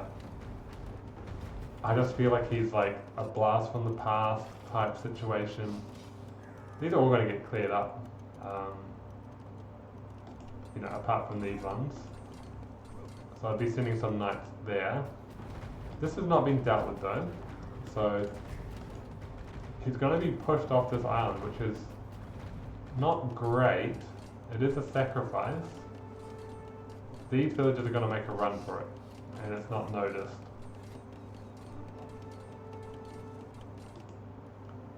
That archery range goes down. We're going to go into this town centre, but there's nothing here anymore. It's all over here. So it really is an evacuation, that's for sure. He's fully evacuated apart from these two villages on stone. And he can actually build a castle. He's got enough stone for a castle.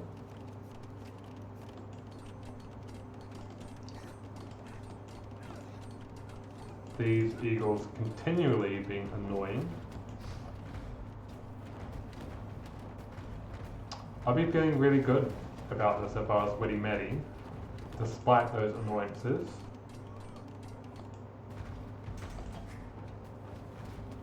Town watch just goes through as the town centre goes down. And these knights need to, well, there are 10 archers here. So that is a concern for raiding. Certainly.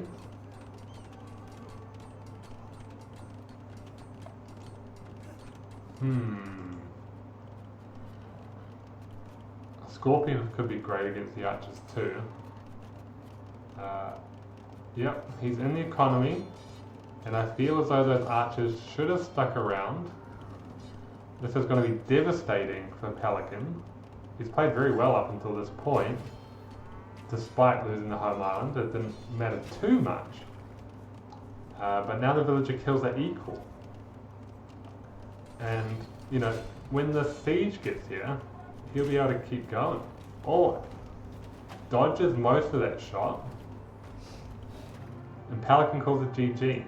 Feels like he couldn't continue against that pressure. And I would agree. He did have 900 stone in the bank unused. So something like a castle, he should have been expecting Witty Matty to come down here with that army. So maybe delete some of these farms, put a castle, and you're good to go. And then you really haven't lost much despite losing the home island, because you know you've got gold here, gold here, gold here, gold here. You've got a lot of resources, you've got a lot of wood. Could have potentially kept going if that castle was dropped defensively, I feel. Yeah.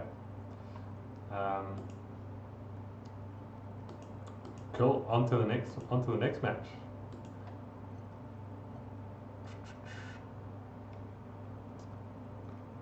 As I try to find it, of course. Kilimanjaro, is that the right map? Let's have a look. Yep. Kilimanjaro.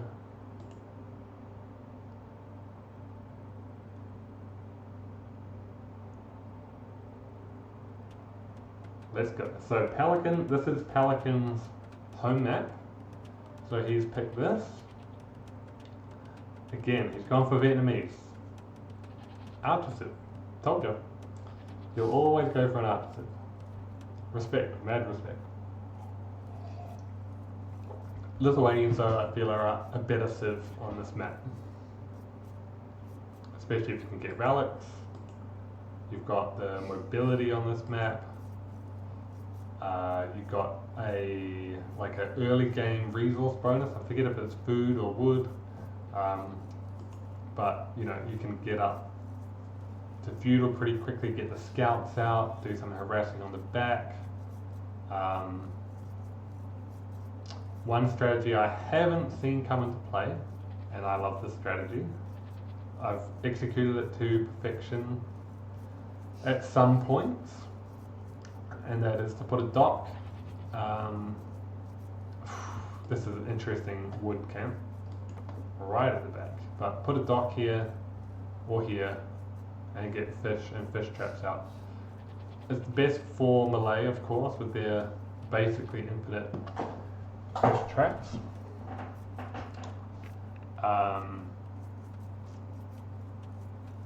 But yeah, Vietnamese, I just don't know why Vietnamese, you know what I mean? Just, I fail to see why, but again, it could be some out of the box strategy that I'm just not seeing. So yeah, we'll see. I should talk a little bit about this group as we head along. Do I have the bracket up that I can look at? Yeah, so in this group, as we just keep looking there, this group is Witty, Matty, Pelican, Ramaraniak, who I haven't cast yet, so I don't know him, Cheddar, who is, sorry, this is Cheddar. He's a good player, but he has lost both of his sets. I feel like he is an inconsistent player, but the skill is obviously there and very much belongs. Just hasn't picked up the set wins. And John the Phil, who I haven't seen play yet either. So Ramaraniak and John the Phil, haven't seen. But I expect Witty, Matty and Pelican. This is kind of like the top of the bracket in this group, I feel. So whoever wins this is kind of laughing. So mill on berries. We do see some places who have a mill on fish. Fish is obviously a faster food source. I say obviously, that's not an obvious fact at all. It's a really good strategy if you're playing on this map. There's obviously less food available here, about 400 I guess when he started, and there's 750 on berries. But this is enough to kind of push you into feudal that little bit sooner. Gonna see a mill on deer and on berries and none on fish. And actually, where are his fish? His fish are up here. So a little more exposed, I guess. But mill on deer I haven't seen in this bracket for a while. I see a lot of pushing on this bracket, but again, this match did occur 14 days ago, so we have seen some refinements since this point. So, you know, I feel as though I should keep on mentioning that because you see the play step up and up and up and up and up as the tournament goes along. So, you know, I think these players would refine their builds a bit. But barracks, and he's seen the barracks as well for Witty Matty. And I expect Witty Matty to go to scouts. Like when he clicks up the feudal, he might have the wood because he's got 12 on wood. That's a lot on wood. And we see deer being milled here as well. Yeah, a lot on wood. This is kind of a bit of a desperation for food, I think, actually. Because no farms yet either. And he wants to get to what I assume would be a stable. Yep, that's what we see, and we actually see the Polish come out to the side there. I think Witty Matty is from Poland, and because he has his game on Polish settings, it's interesting to see how this works. He's got his game on Polish settings, so it gets recorded in the replay as Polish. So I like to see it. I like to see different languages.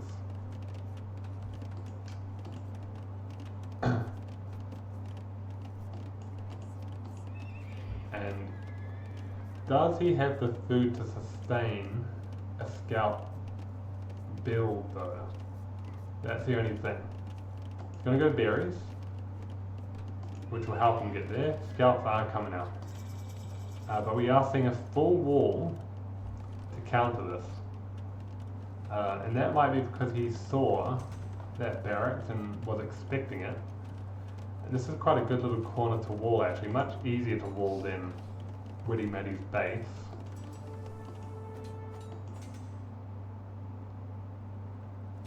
So that's a bit of an advantage there for Pelican, at least in this early portion of the game.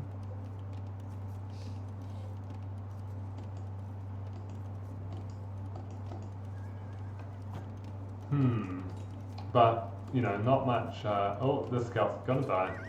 Spearman comes out too late, runs away.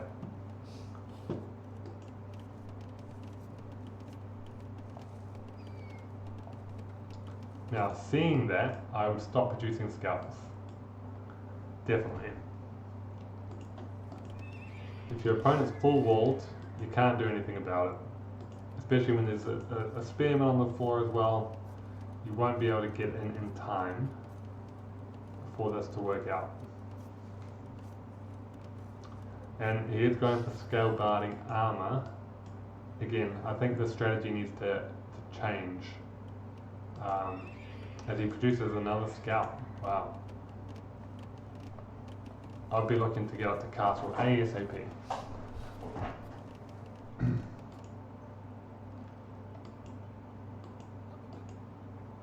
Alright, the scouts are going to somehow find the spearman, but not attack him. Avoid him. But they're going to try and break in. There's a lion behind all these trees as well. Just a random thing. They're on stand ground. Don't know why. But they're going to try and get in here. So, we're going to see a repair. No, house. Well played. He's not going to get in anytime soon. Haven't seen any archers produced from Pelican yet. This does waste resources, for sure, and it is annoying, but I think it's more annoying not to get any value out of your scout raid. None on gold yet. Wow, we're still producing scouts. I would have definitely changed this up. Because Witty Matty, Pelican is going to be on the castle quite quickly. There is a potential for this to... Oh, he gets it in time. Well played. But this is going to cost a lot of wood. But he's up to castle. Archer is out, so he can shoot in the distance.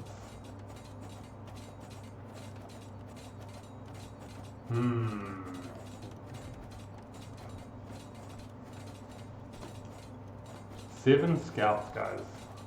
7 scouts and no return other than forcing your opponent to produce a house wall.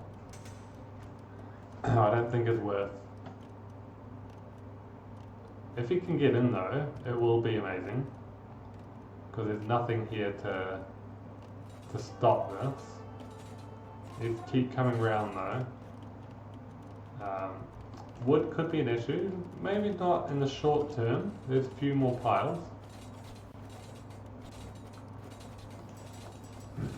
Blacksmith's coming out. As castle is also coming out. Witty Matty's still a little bit away from castle, so Pelican's going to be up to castle before Witty Matty even clicks it. Actually, he's clicked wheelbarrow before going up to castle as well. This is if he's ever going to get in it here, but I feel as though Pelican's on top of this.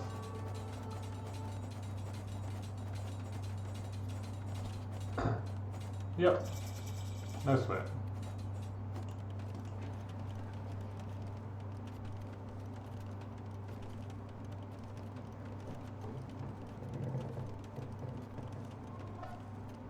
Now, how does Witty Matty transition now?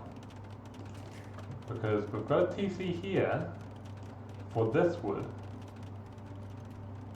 and there is one gold pile in here, so he is going to have to push out quite soon. He goes for the double town centre inside this corner, so there's a corner base. I think he'll get there though. I think he'll be able to push out.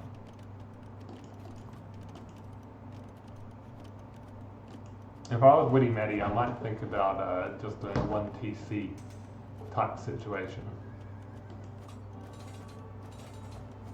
And go for the middle. So these are terrible TCs, right? Like they're secure enough. They secure a bit of wood. Not ideal. Another archery range. And archery range tech's coming up as well. So is he thinking skirmisher to counter the archers? Yes, he is. And then you have to follow that up either with siege or a castle. But just keeping him out of the middle might be enough. This is actually great for Pelican if he can get over here, and if he knows about it. He knows about one of them. But that's good, good midterm goals. We see archers come out and a gate produced. And he's thinking about taking this fight. Still a lot of scouts. I might have pounced on that actually if I was Witty Matty, because again, we've seen this in previous games. We saw this in the last set actually. We saw that players that don't pounce on archers, a small group, and allow them to build up, that's dangerous, you know. But I understand not wanting to give up your unit mass. So I think it's fine, but I'm just wondering if that would have been the play.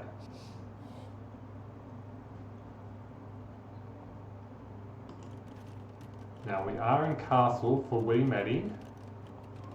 I would like to see some forward villages here, either to put a TC on the hill, or to start thinking about a castle. He has secured it somewhat with military.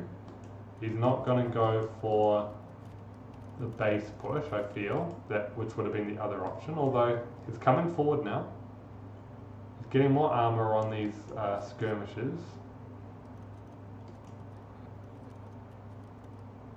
Pelican is going for the relics. And we see the same for the Lithuanian player. Obviously you want to get to relics if you're Lithuanians.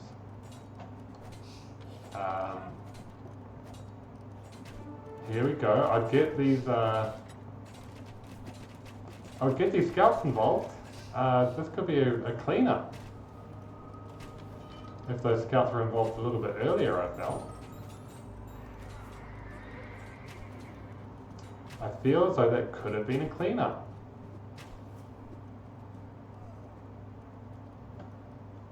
A couple more skirmishes are coming, so this is still secured.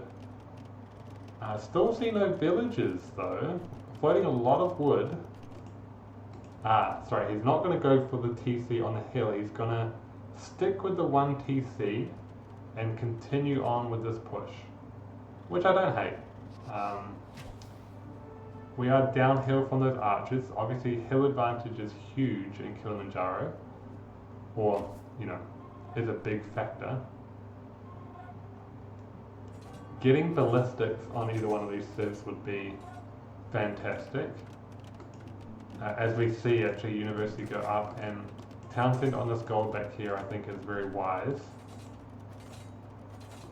Might see a break-in, but what can you really do with scouts at this stage of the game, especially ones that are you know, between 5 scouts they have 70 HP. It's not much. I think the time for pushing might have passed, and maybe control for the hill is what's important. And these knights have come out. This push is going to stall. As soon as knights come out, even just 2, it's a problem. They are going down, because those skirmishers do have bodkin, so they're not terrible against knights, but it's not ideal, I would say. He is going to keep going for this push though. We did see this from Witty Matty in the last game with Celts, so it does look like he likes to utilize the siege workshop, something that I am personally terrible at. And there's that mangonel. I thought it was part of the building, but it is separate. Armor on these knights. I think that's very wise, so that you can get through these skirmishes easily. You need the knights obviously for the mangonel as well. And wow, just looking at the villager difference now. I know that Witty Matty was on 1 TC for a prolonged amount of time, and we had Pelican on 3 TCs at the back in this corner, but we're seeing a 20 villager lead. Where are these villagers? They're not even concerned. They're not worried. They're gonna completely bypass this push. Not worried about it. Go for a castle on the hill. This scout is gonna spot it out. No, it's gonna come running through here. But I feel as though that this is what Witty Matty should have been doing, perhaps instead of this push. I think this push timed out quite a while ago, and you should be expecting knights at this point. As he tries to get this shot off, doesn't get it off, and these skirmishers are gonna go down, and he's gonna find that there's a castle on this hill after all of this. All of this good work. I think he just needed to transition out of this a bit earlier.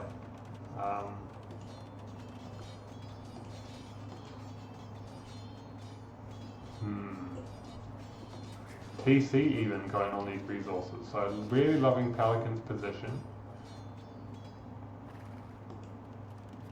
Witty Matty, yeah, he's got high idle TC time as well. Pelican has more, but he's got more TCs.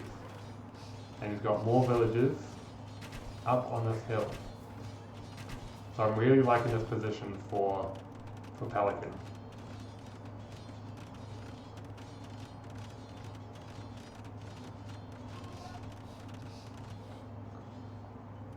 I think it's about who gets to Imperial. Well, if Pelican gets to Imperial now, he's run away with the game. And that's how I see this kind of going. You know, you had all of that map control as Witty Matty, and he didn't secure this hill. I just think that's a little bit of a mistake. Because I feel as though the really good players, especially at this level, they do a thing where they can protect the base and then push out.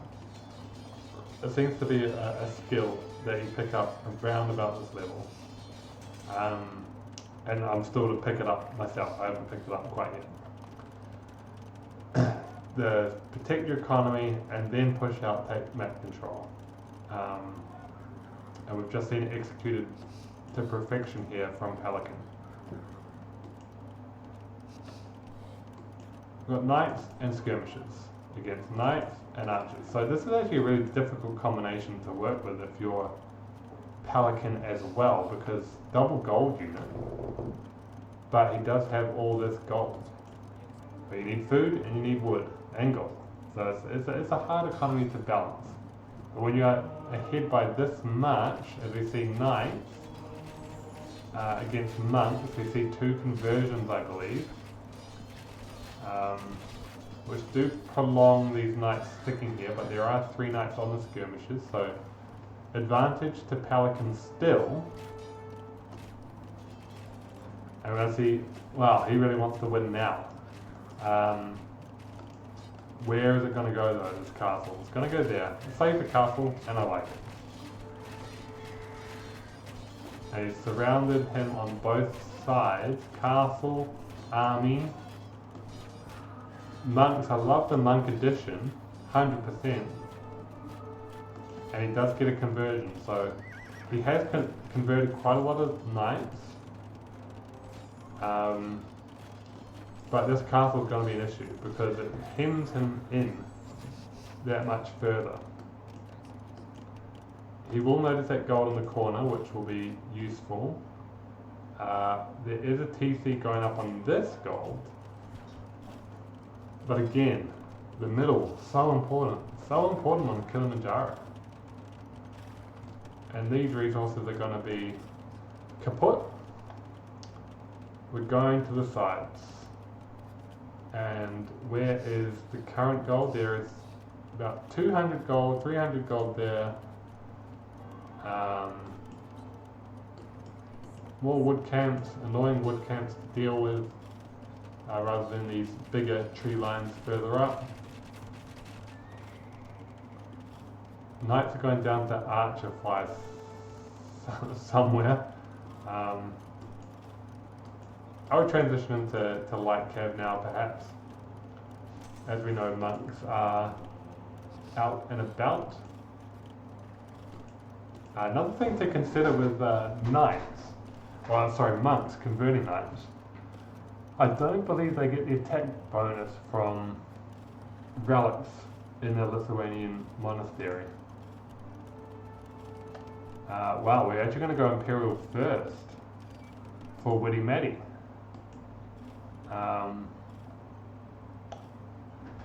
Yeah, but what are you going to do with it? That's my only question. What can you do with Imperial? I mean, can you upgrade your knights further and go all in knights, and could that work? He does need stone, so TC on stone makes sense. He needs a castle at some point to take advantage of Imperial. But this is going to be hard to overcome, and this monk there is also going to go down. So he's having to produce quite a lot of monks to deal with this. We're sticking in Castle Age for Pelican. I feel like he should have transitioned at this point as well. Oh, we've got a double TC situation. As the castle takes out the monk. These villagers waiting to put their TC down. They're going to be taken out. Does Witty Matty know about this gold? Because that would be very nice to have. He does. These villagers are going to escape. Imperial comes through for Witty Matty, but it has been clicked for Pelican.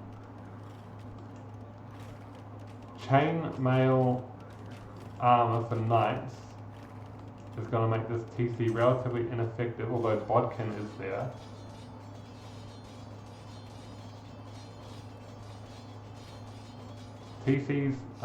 Villagers sitting in TCs, obviously very unproductive.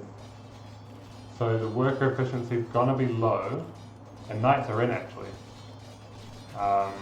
Feels as though he has to take a fight while his opponent is in Imperial, but not necessarily upgraded his stuff. Causing more idle TC time. The Knights for Lithuanians here have +4 attack because there is 2 relics. 2 relics and iron casting. So these Knights are hitting pretty strong. But given enough archers, he's going to be able to deal with that. Defensive castle here. He's going to go up, certainly.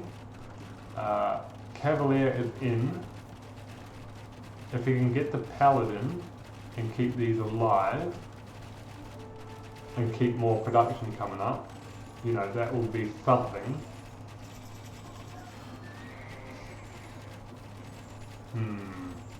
Just don't think he has enough.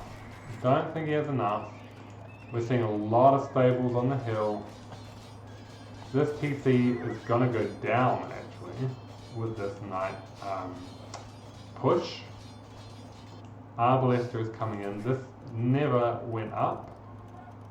It's gonna go up now. And he doesn't have the numbers, guys. He doesn't have the numbers required from this knight group. And they're gonna run into archers and castle fire. Bracer is coming in, Cavalier is coming in, Chemistry is coming in. The upgrades are there. These villagers are running for their lives through a passage they know is a little dangerous. Trebuchet could have a chance against pushing this back, but he doesn't have the military numbers to keep on contesting this. And one Cavalier trying to take that down, unfortunately did not.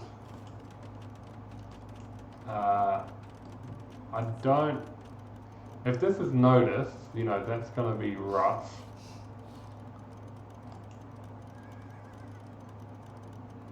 He should notice the red dots going across the map, but it may not matter.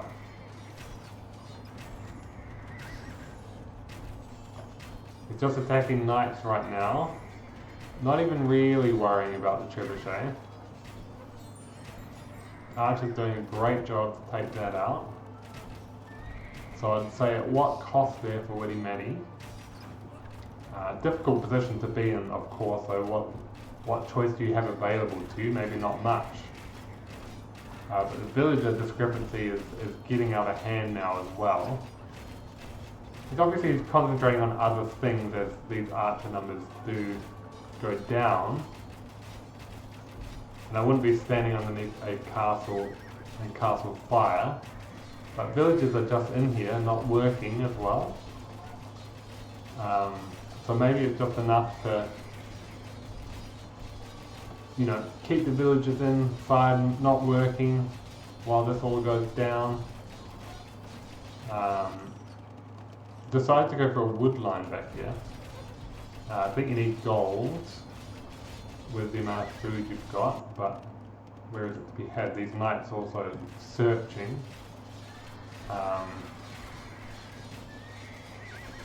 TC not taken down.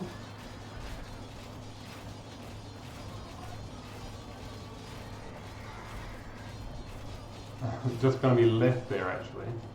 Castle built to the side, so Witty Matty doesn't want to take it, he's a gamer. He's going to do everything he can to make sure he has every shot to win this game, win this set, and I like it. I like the tenacity. I like the belief. Again, Castle's still not down, still firing upon these units. Will go down now though. That TC to the side was also taken out, by the way. Do you have a trebuchet here, taking this out? And the economy is in tatters. 37 villages, so really playing to the end here as we get the GG from Witty Matty, so it is 1 apiece for both players. Very well played. But yeah, I just question the push for Witty Matty. I understand it 100%, but I think once Castle Age's come in and it's progressed a little bit, I think I would have fallen back to trying to control the hill, which is so critical on Kilimanjaro. So yeah, I would have just done that a little bit differently, but Pelican played a blinder of a game. Strategically on point, yeah, just really well played. So one apiece going into the third match. we're going to go for fortified clearing. And guys, I've said this before. I've covered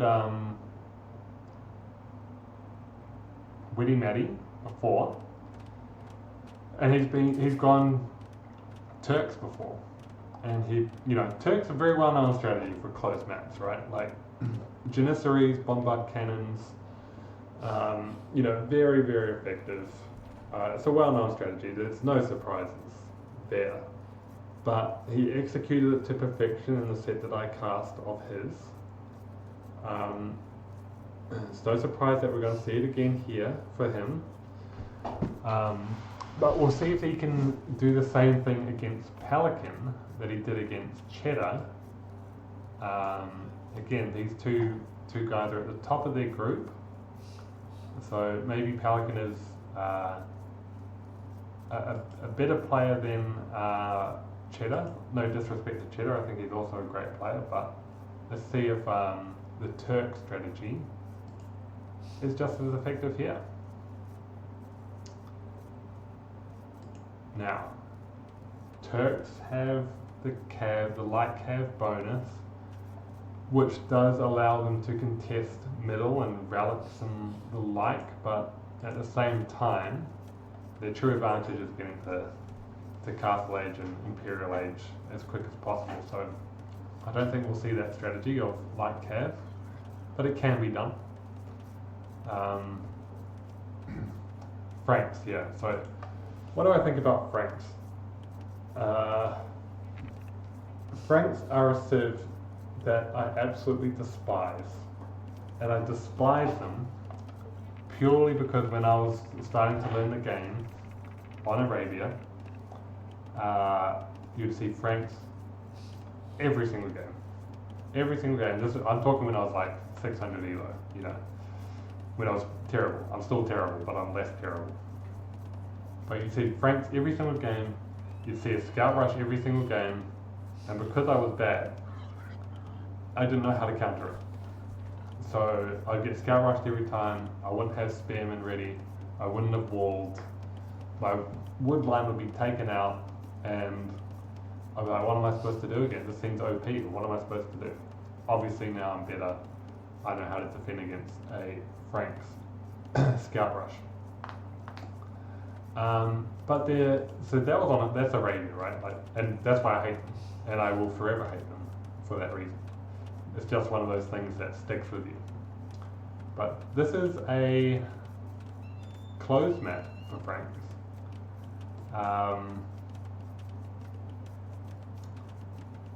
So it is a bit of a curious pick on why it is picked.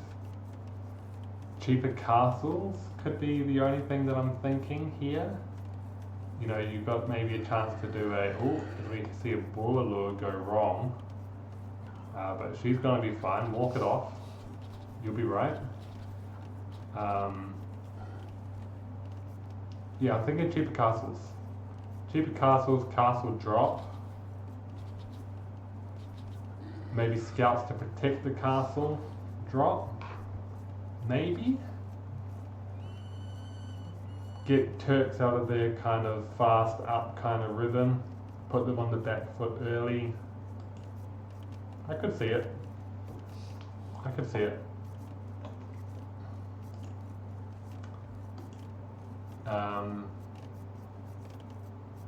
But yeah, it's fortified clearing, a bit of an unfortunate map to have as your last map because I feel like it plays out quite slowly.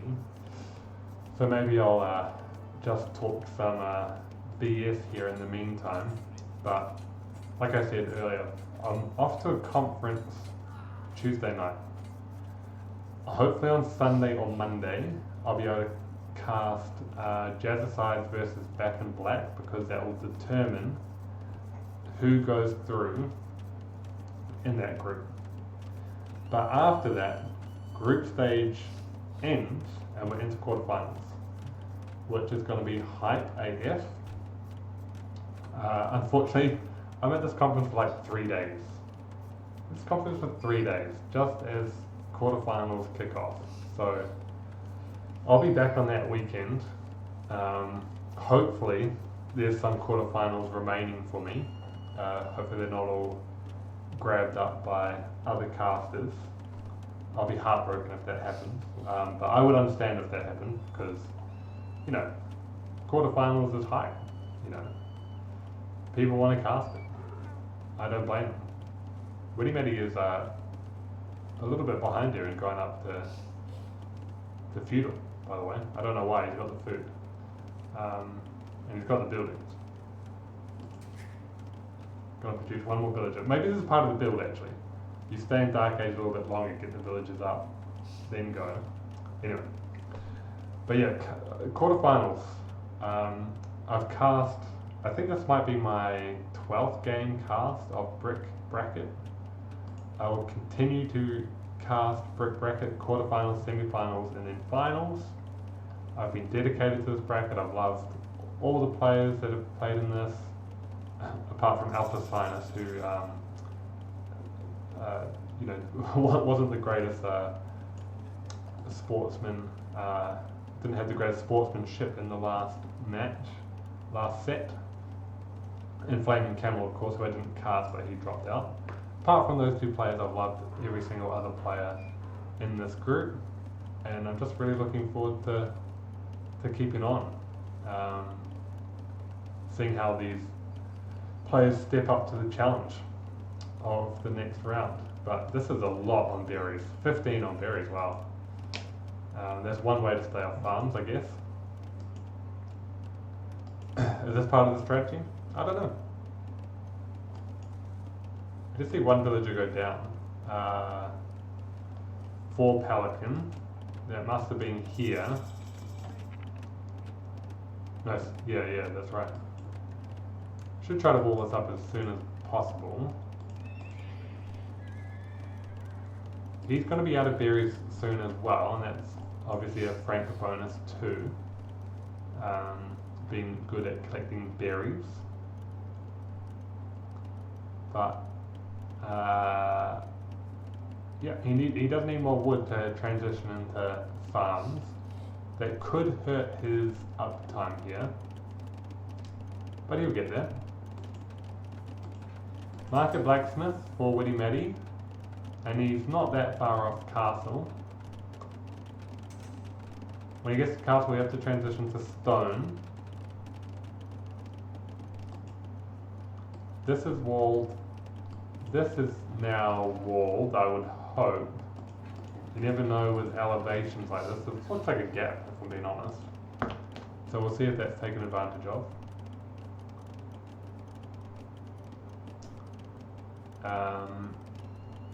But yeah, two gold in the walls of each. This is well protected. There is gold to the side here.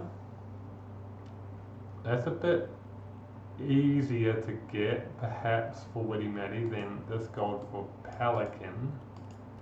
This gold is on the front. They're both on the front, actually. So castle drops are, you know, they'd be very effective on a map like this. Gold here and here.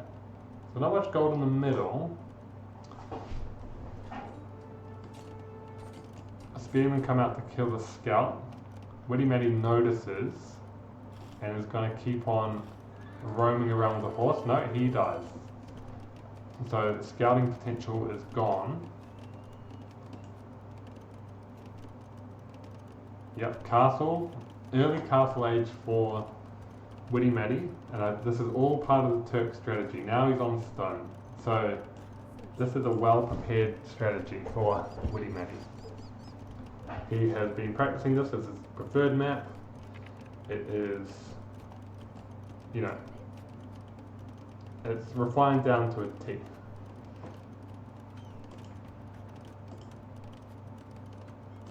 As whether he can do anything with it, because he's got no military right now. The barrack seems like a play to produce those spearmen or pikemen.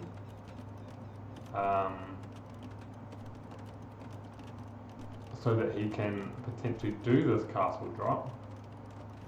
I expect that he will stay in 1 TC. He's buying stone. He's going to be there quickly. He's building spearmen now. And these guys are going to, no, they're going to come forward from the gold. I'll transition these guys to the gold so that you've got enough gold for Janissaries up front. I think you have to be expecting this if you're Pelican whenever you see Turk strategy, sorry about that. Oh, I would be going here for this gold, yes. Come further over, come further over. Come further, yes. It's still too far, I'll put it right on that boundary.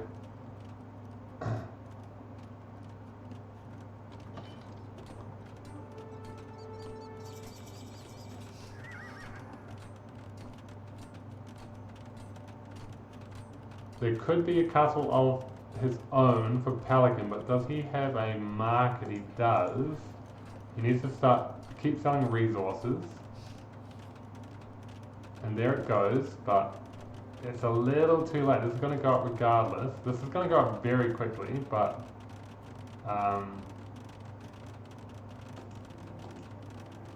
it's catching up very quickly actually.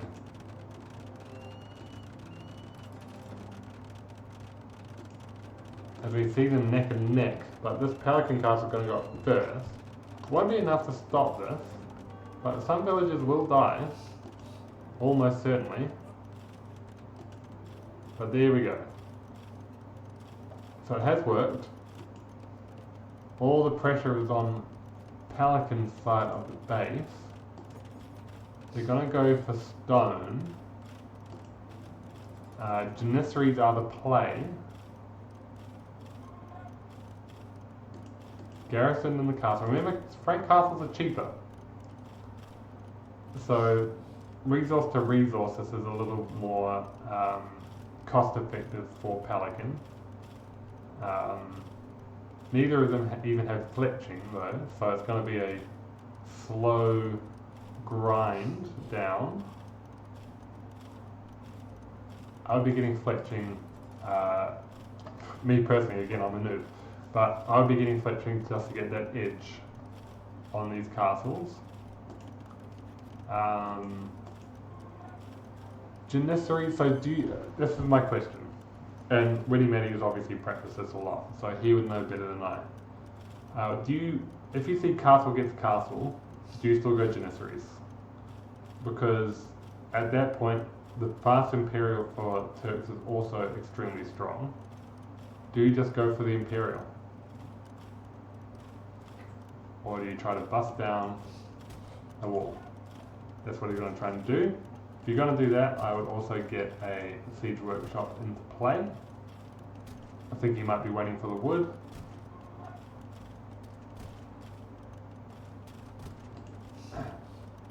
This is going to take a while actually. There we go, got the wood, down it goes.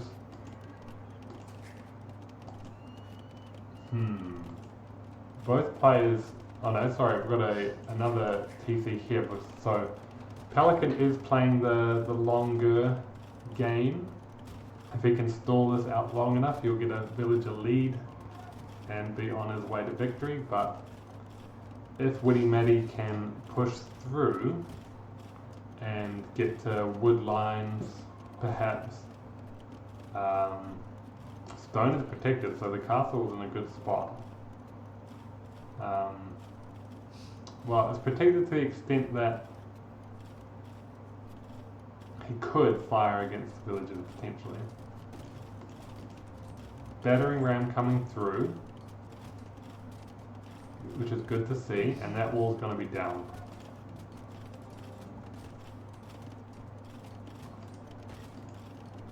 More Janissaries coming through. These walls are going to be reinforced with stone, so there's no potential for a counter-attack. I like the pre-thought there. Perhaps that would be the play with these knights. I don't know if there's going to be enough Janissaries to sustain this. He is attentive though, So he's gonna hit and run.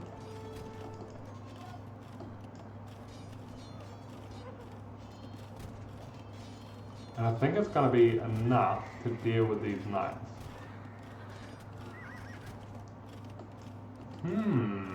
Okay, Janissaries against knights, if you get enough, it works. And we're going to go for the Fallout Castle here. So I did see that he was floating stone and was expecting this Fallout if he was able to maintain this villager, this Janissary ball. And this could be devastating for Pelican. It's hard to come back to this when you've got castles in your base. It's fine if it's on your boundary, it's not ideal, but if it's in your base, that's very hard to deal with, hard to come back from. And we see villagers now go down too. These knights being lured into this battle, not ideal, because we're focusing on getting this castle up to protect this gold. These knights, like I said, smart to do that wall because the counterplay is to go around the sides.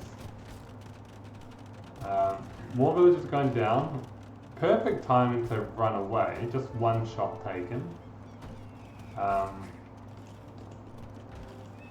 Opting to take out the stable so no more knights can be produced. I remember the days when Janissaries could outrange TCs, and that was very annoying. I don't think they do that anymore, and I hope they don't do that anymore. This might need to be dealt with, because it is still a villager, it's still even in villager count, so there is potential back into this game if he's able to make something happen, but Witty Matty is attentive to that. Walls coming through that side. So the walls will go up here, and I'll build stone walls around that side if I was him, if you're going to continue that line of thought.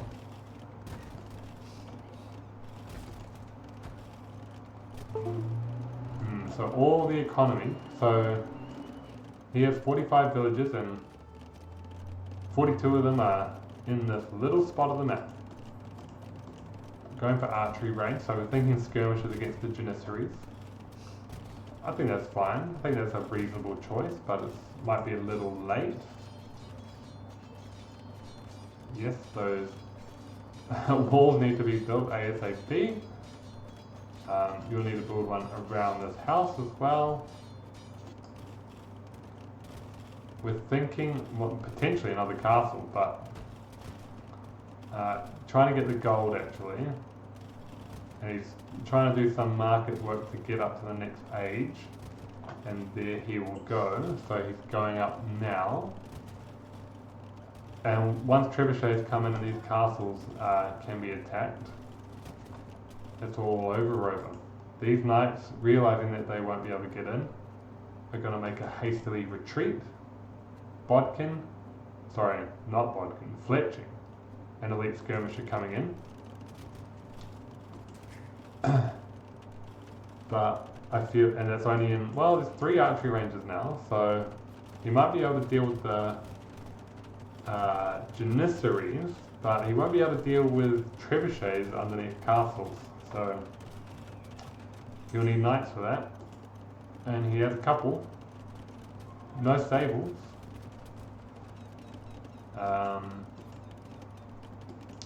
He'll have 4 knights to deal with that. Not looking good. Not looking good. And again, Witty Matty has just prepared this to his team. You have to ban Turks against Witty Matty, guys. Otherwise they're going to come at you with this strategy. And it's hard to stop. Especially hard to stop against a player who has prepared for it as well. So, again, apologies Witty Matty. I don't want to, give your opponents tips or anything, but they should be coming to this conclusion themselves if they're watching this game. So I don't think I'm giving away any new information. gotta ban Turks. You gotta ban Turks or you gotta ban fortified clearing, because this is obviously a favourite of his. Interesting to see that both these players are 1300, by the way. They're right at the top of the skill bracket for this this division, for Brick Division. So here come the trebuchets. It's going to be devastating for Frank Castles. Ballistics, armor, skirmishes, stuck in Castle Age.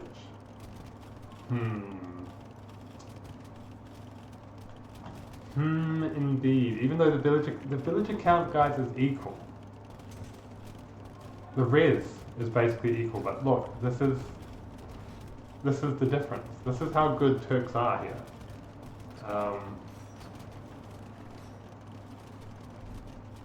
It's just crazy to me how good they are on this map when you execute them like this. That castle's going to go down. This castle's going to be next.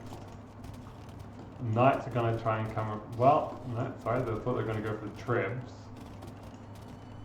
But they're going to try and do some work here, as that bear is taken out.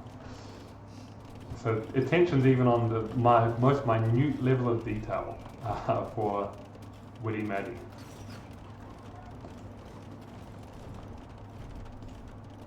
More Janissaries.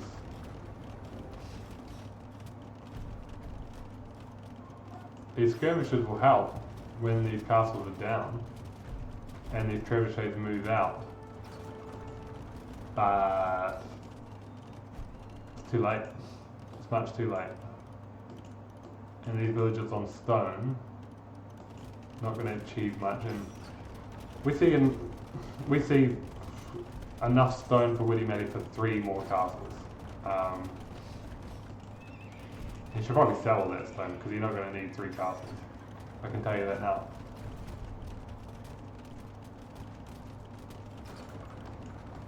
These knights not knowing what to do. Pelican doesn't know what's hidden. Just a masterclass. You see a lot of idle TC time for Pelican as well to, you know, he could be leading in villages by a lot more and spreading across the map potentially.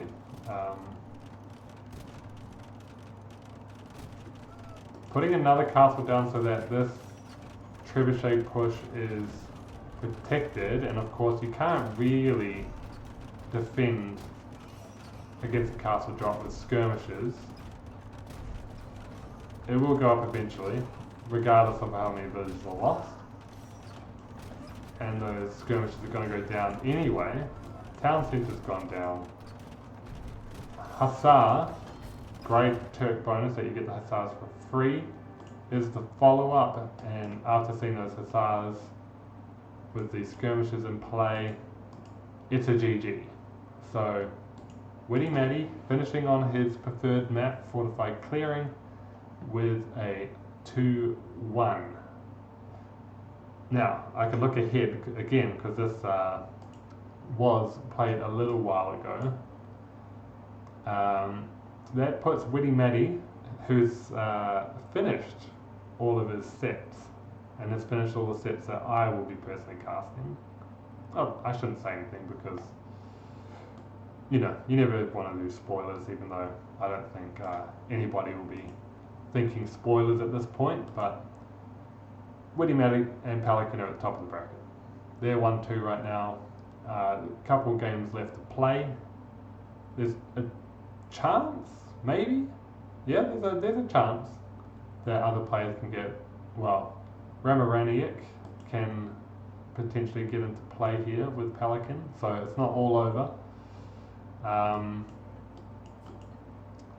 But yeah, these are 2 very skilled players, and players that will need looking out for in the quarterfinals, I believe. So let's go back to the the starting screen. Witty Matty versus Pelican, not starting soon. We should say wrapping up. Yeah.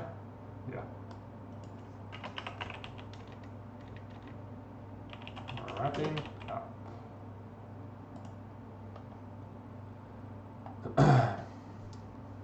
But yeah, thanks so much for joining.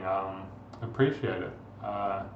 Again, loved casting these games. Love casting the group stages. Jazzercised versus Black and Black. I'll still be casting the one group stage match to cast yet, but then it's on to the the quarterfinals.